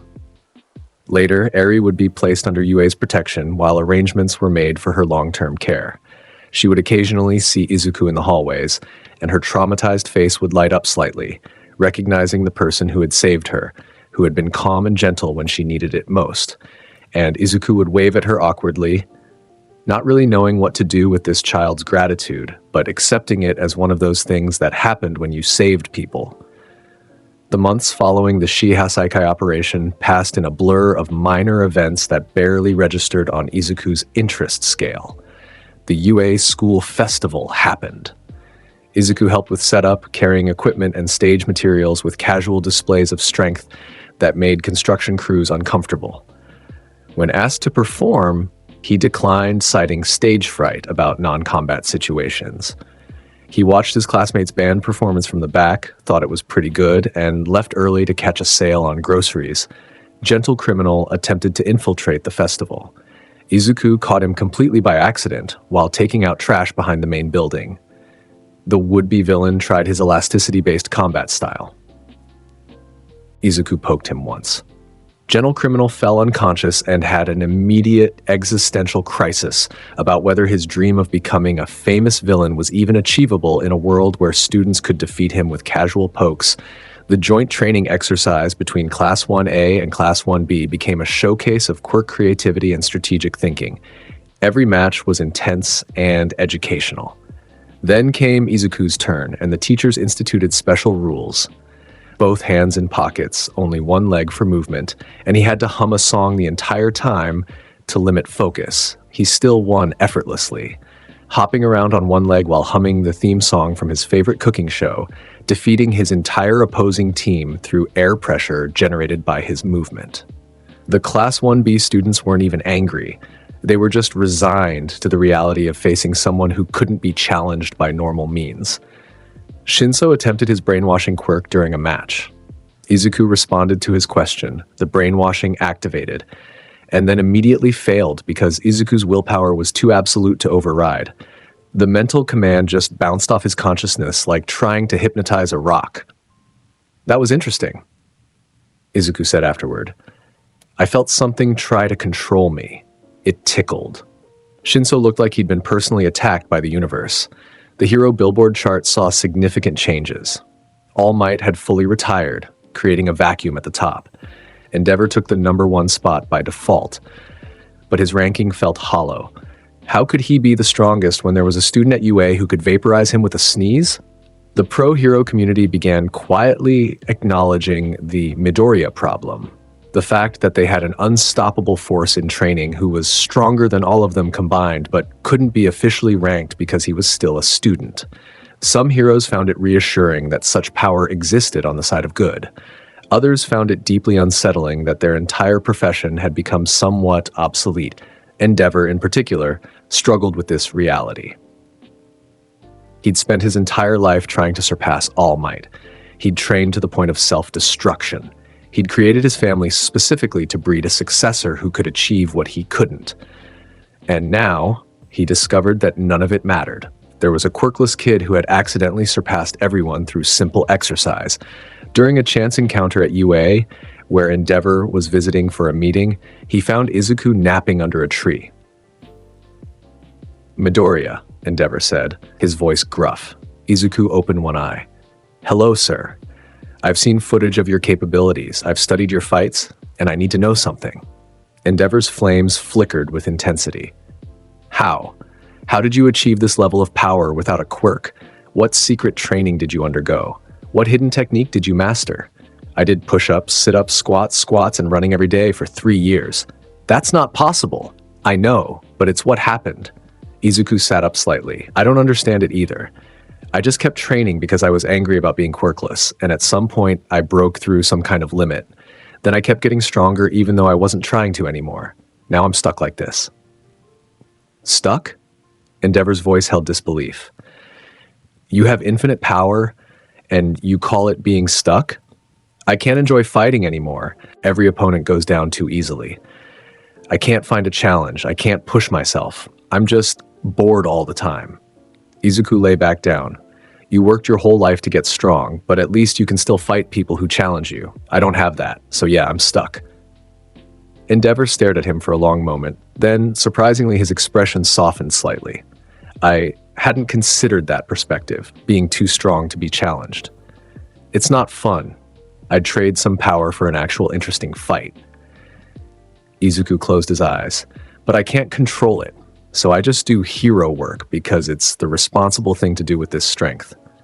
The #1 hero walked away from that conversation with a new understanding. The boy everyone feared wasn't a threat. He was a tragedy, someone with infinite power and zero satisfaction from using it.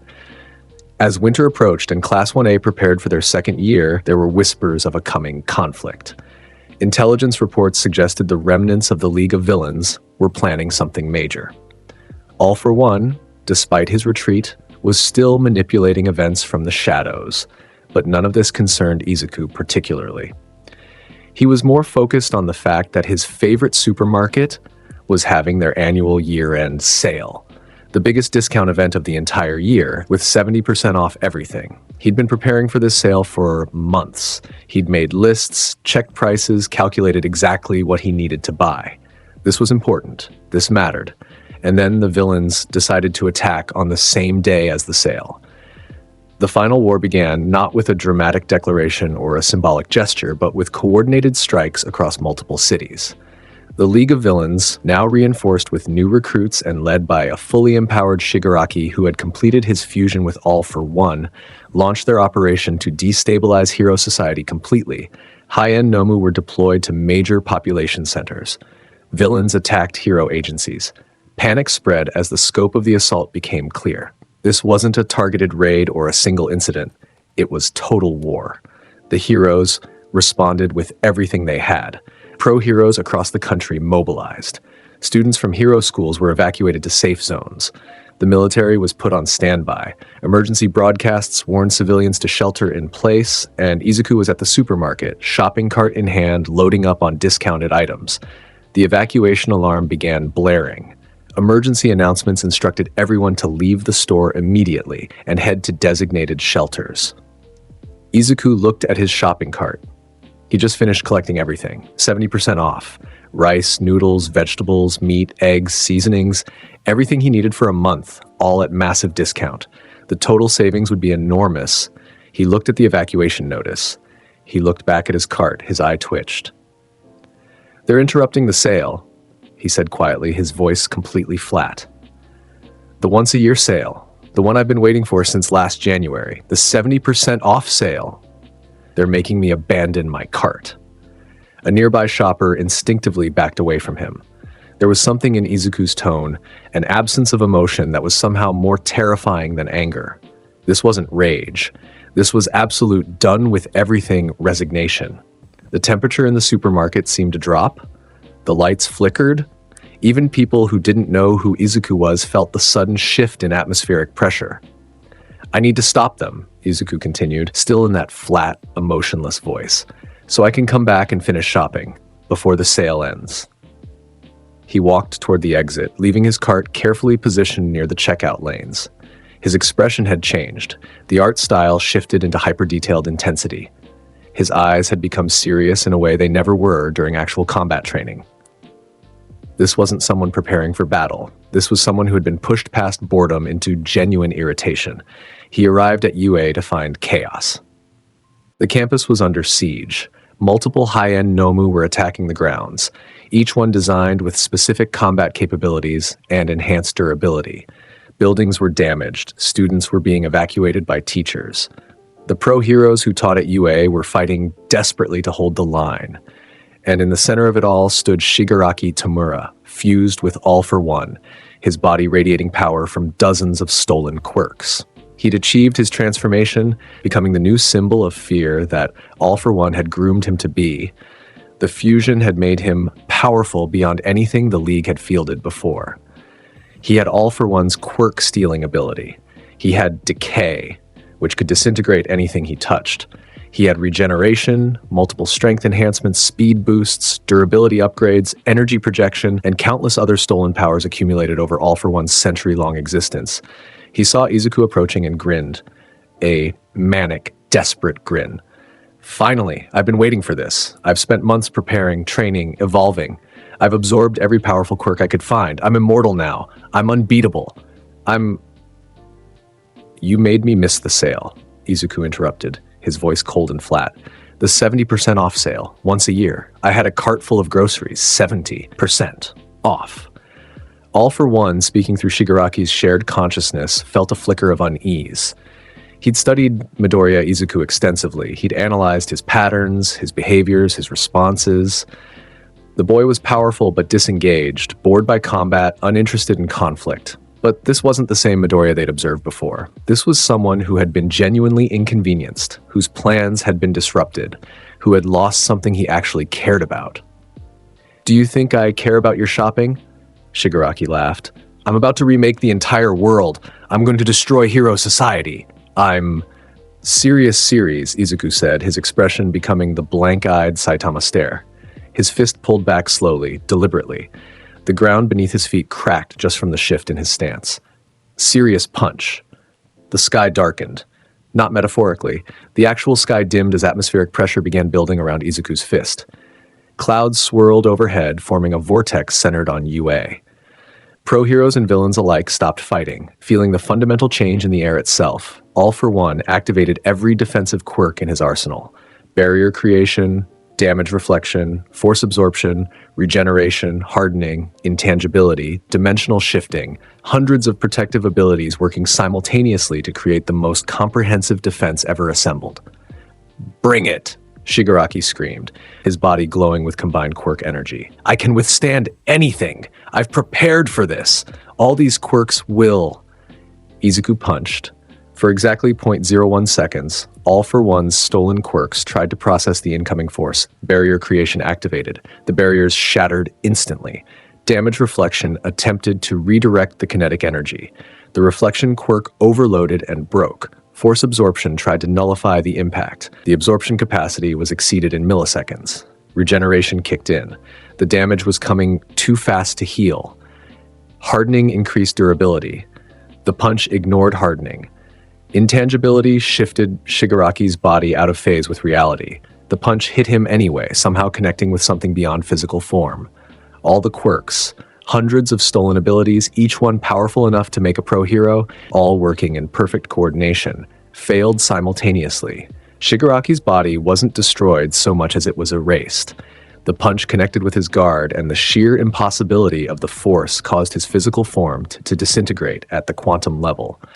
The stolen quirks, no longer having a host to anchor them, dispersed into nothing. All for One's consciousness, trapped in the fusion, had one final thought before ceasing to exist. Impossible. But the punch didn't stop there. The shockwave continued traveling through space. It split the sky above UA in a perfect hemisphere that extended across the entire prefecture. Clouds parted in a dome shape visible from satellite imagery.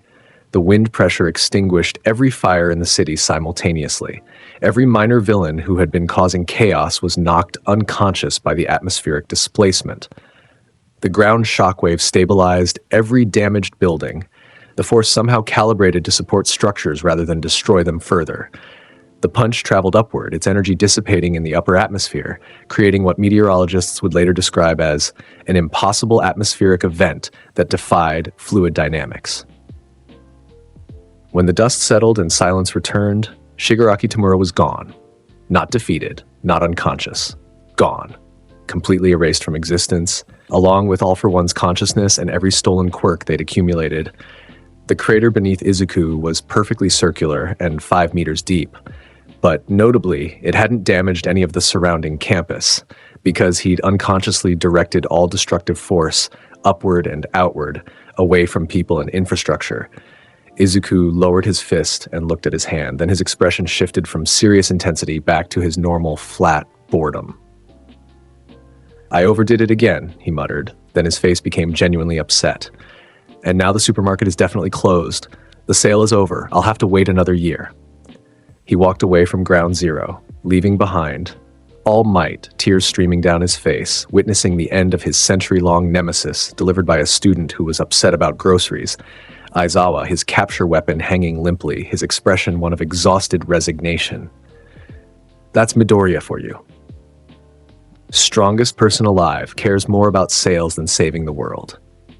Endeavor, flames extinguished from shock, finally understanding that his entire concept of strength was meaningless in comparison. The students of Class 1A, who had stopped being surprised by Izuku's capabilities but were still awed by the sheer scale of what they'd witnessed, and dozens of pro heroes who were processing the fact that they'd just watched a student delete the greatest villain in history from existence because the villain had interrupted his shopping. The aftermath took weeks to fully process. All for One was confirmed dead, or more accurately, confirmed to no longer exist in any measurable form. Shigaraki Tomura, along with every quirk that had been stolen over the past century, had simply ceased to be. Forensic analysts couldn't find any biological remains. It was as if they'd been erased from reality itself. The remaining League of Villains members surrendered immediately. Without their leader and without All for One's backing, they had no direction and no protection. Most turned themselves in rather than risk encountering Midoriya again. The villain community across Japan experienced a mass exodus.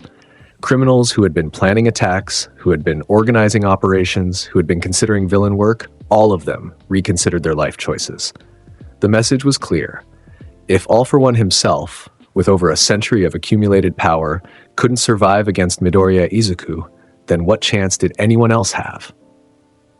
The crime rate dropped to nearly zero within a month. Not because heroes had become more effective, but because villains simply stopped existing in any meaningful capacity. Why commit crimes when there was an unstoppable force that might accidentally stumble into your operation while buying groceries? But the impact went beyond just crime reduction. Hero society itself was forced to reckon with what Izuku's existence meant for the entire profession. If one person could single-handedly defeat any threat, what was the purpose of having multiple heroes? What value did agencies bring when a single student was more effective than entire teams?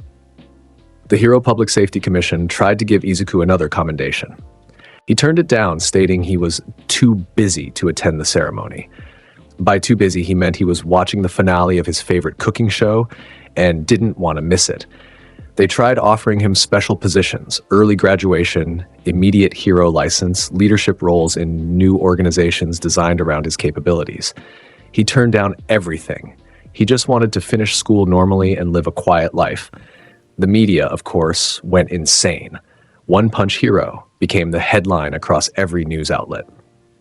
Footage of the grocery punch, as it came to be called, was analyzed endlessly by commentators who couldn't comprehend the physics involved. Scientists published papers trying to explain how the attack had worked. None of them got close to the truth. Izuku, for his part, ignored all of it. He attended his classes, completed his assignments with minimal effort, and continued his training routine, not because he wanted to get stronger, but because it was part of his schedule, and breaking schedule was annoying. His classmates had fully adjusted to his existence. They no longer tried to measure themselves against him. Instead, they focused on becoming the best heroes they could be within the realm of normal human and superhuman capability. Bakugo had found peace with his limitations. He was working to become the best explosion-based hero possible. Not the strongest overall, that position was occupied, but the best at what he specifically could do. Todoroki mastered his dual-element quirk, creating techniques that showcased the beautiful balance of ice and fire. He'd stopped trying to prove anything to his father and started focusing on his own path. Ida refined his speed techniques, becoming faster and more precise. He'd accepted that he'd never outrun Izuku, but found satisfaction in outrunning his own past performances. Uraraka developed her zero-gravity quirk into an art form, creating rescue techniques that saved people in ways raw strength couldn't replicate. The entire class grew, improved, and became genuinely impressive heroes in their own right. They just did it while having a walking apocalypse as a classmate who was more interested in sales than heroism. Graduation approached. Class 1A's 3 years were coming to an end. Most students had already received offers from top agencies. Some were starting their own agencies. Others were specializing in specific areas of hero work. Izuku received offers from literally every hero agency in the world. International organizations wanted him. Independent groups tried to recruit him. Governments asked if he'd consider military service. The answer was no. Even villain reformation programs tried reaching out, thinking maybe if he worked with former criminals, it would help them understand why crime was pointless. He turned down every single offer. Instead, he registered as an independent hero with minimal paperwork requirements. No agency, no team, no obligations beyond the basic hero regulations. He'd respond to emergencies when he happened to be nearby. He'd stop crimes he encountered, but he wouldn't actively patrol or seek out villain activity. The Hero Commission tried to argue that someone with his power had a responsibility to do more. Nezu, serving as Izuku's advocate, shut down that argument immediately. Midoriya-kun has saved the world multiple times, prevented countless tragedies, and single-handedly ended the greatest villain threat in history. He has fulfilled his responsibility to society several times over. If he wants to live quietly and only help when convenient, he has earned that right.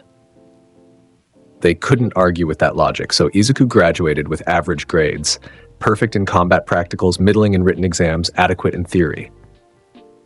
He received his hero license and immediately filed it in a drawer at home where he'd probably forget about it. His hero ranking shot to number 1 instantly, despite minimal activity.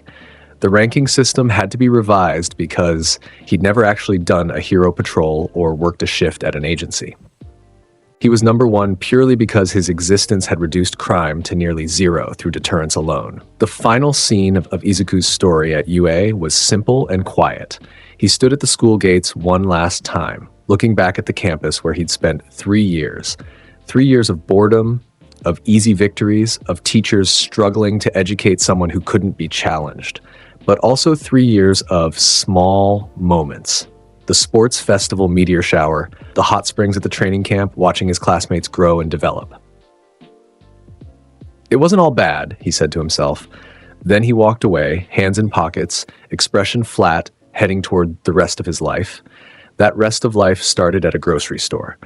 Izuku stood in the produce section, examining vegetables with the same intensity normal people reserved for life or death decisions. The lettuce looked fresh. The tomatoes were on sale, not 70% off, but a respectable 30%. He loaded up his basket, mentally calculating his budget. A villain attack started nearby. Some low-level criminal with a transformation quirk trying to rob the adjacent bank. People screamed. Security alarms blared. Heroes were automatically notified through the city's emergency system. Izuku walked past the commotion, glancing at the situation. The villain was threatening hostages. Heroes hadn't arrived yet. It was a genuine crisis that required immediate intervention. He walked past anyway. Someone else will handle it. I'm not missing dinner for this. Then a child ran in front of him, tears streaming down their face. Please, mister. My mom is in there. The bad man has her. Izuku stopped, looked at the child, looked at his basket of groceries, looked back at the bank. He sighed. Long, deep suffering. This better be quick. He set his basket down carefully, making sure none of the vegetables would bruise, walked toward the bank with his hands in his pockets. The villain, seeing him approach, laughed and pointed some kind of energy weapon at the hostages. One more step, and I'll... Normal punch, Izuku said, not even looking at the villain directly. The punch traveled through the air as a pressure wave, precisely calibrated to knock out the criminal without harming any hostages or damaging the building. The villain collapsed instantly, his weapon clattering to the floor, the hostages unharmed. Izuku walked back to his groceries, picked up his basket, and proceeded to the checkout counter. The child who had asked for help ran up to him as he left the store. Thank you, mister. You saved my mom. You're a hero. Yeah, Izuku replied, his tone completely flat. I guess so. He walked away, grocery bag in hand, into the peaceful afternoon. Behind him, heroes were arriving to handle the aftermath. News helicopters were documenting the incident. The mother was hugging her child, crying tears of relief, and Izuku was already thinking about what to make for dinner. Maybe curry. He had rice and he'd gotten those tomatoes on sale. Curry sounded good. Such was life for the strongest hero alive, a man who could defeat any enemy with a single punch, who had saved the world multiple times, who had infinite power at his fingertips. And all he wanted was to enjoy his discounted groceries in peace. But some things, he'd learned, were more important than sales. Not many things, but some, helping a crying child reunite with their mother, stopping a villain before hostages got hurt, using his power responsibly even when it inconvenienced him. These things mattered more than dinner timing or grocery discounts or peaceful afternoons. He didn't enjoy the fights. He didn't find satisfaction in the victories. Every opponent still went down too easily. Every challenge still ended the same way. But seeing the child smile, watching the mother embrace her kids safely, that was worth the interruption. That was worth the annoyance. Maybe that's what being a hero actually meant. Not the glory or the rankings or the epic battles, just helping people when they needed it, even when you'd rather be doing something else. Especially when you'd rather be doing something else. Izuku walked home through the quiet streets of his neighborhood.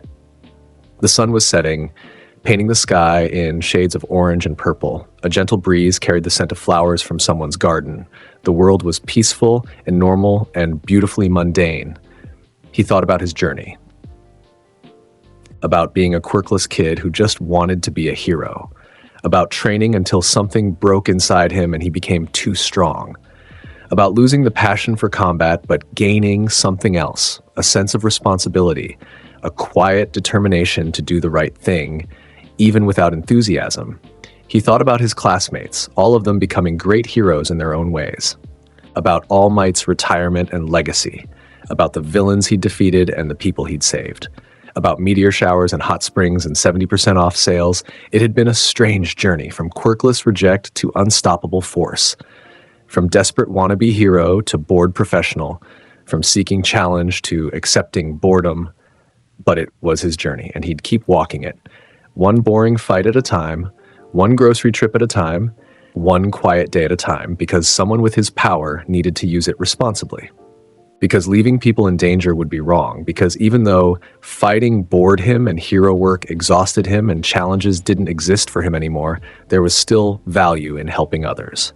So Midoriya Izuku, the one-punch hero, the strongest being to ever exist, the boy who broke his limiter and couldn't find it again, would continue his journey. Not with passion or excitement or enthusiasm, but with quiet determination, reluctant responsibility, and the occasional hope that maybe, just maybe, someday he'd find something that interested him again. Until then, he'd keep punching villains, saving people, and hunting for grocery sales. Such was life for Midoriya Izuku, the one-punch hero, and that was enough. A massive thank you to the legends supporting the channel.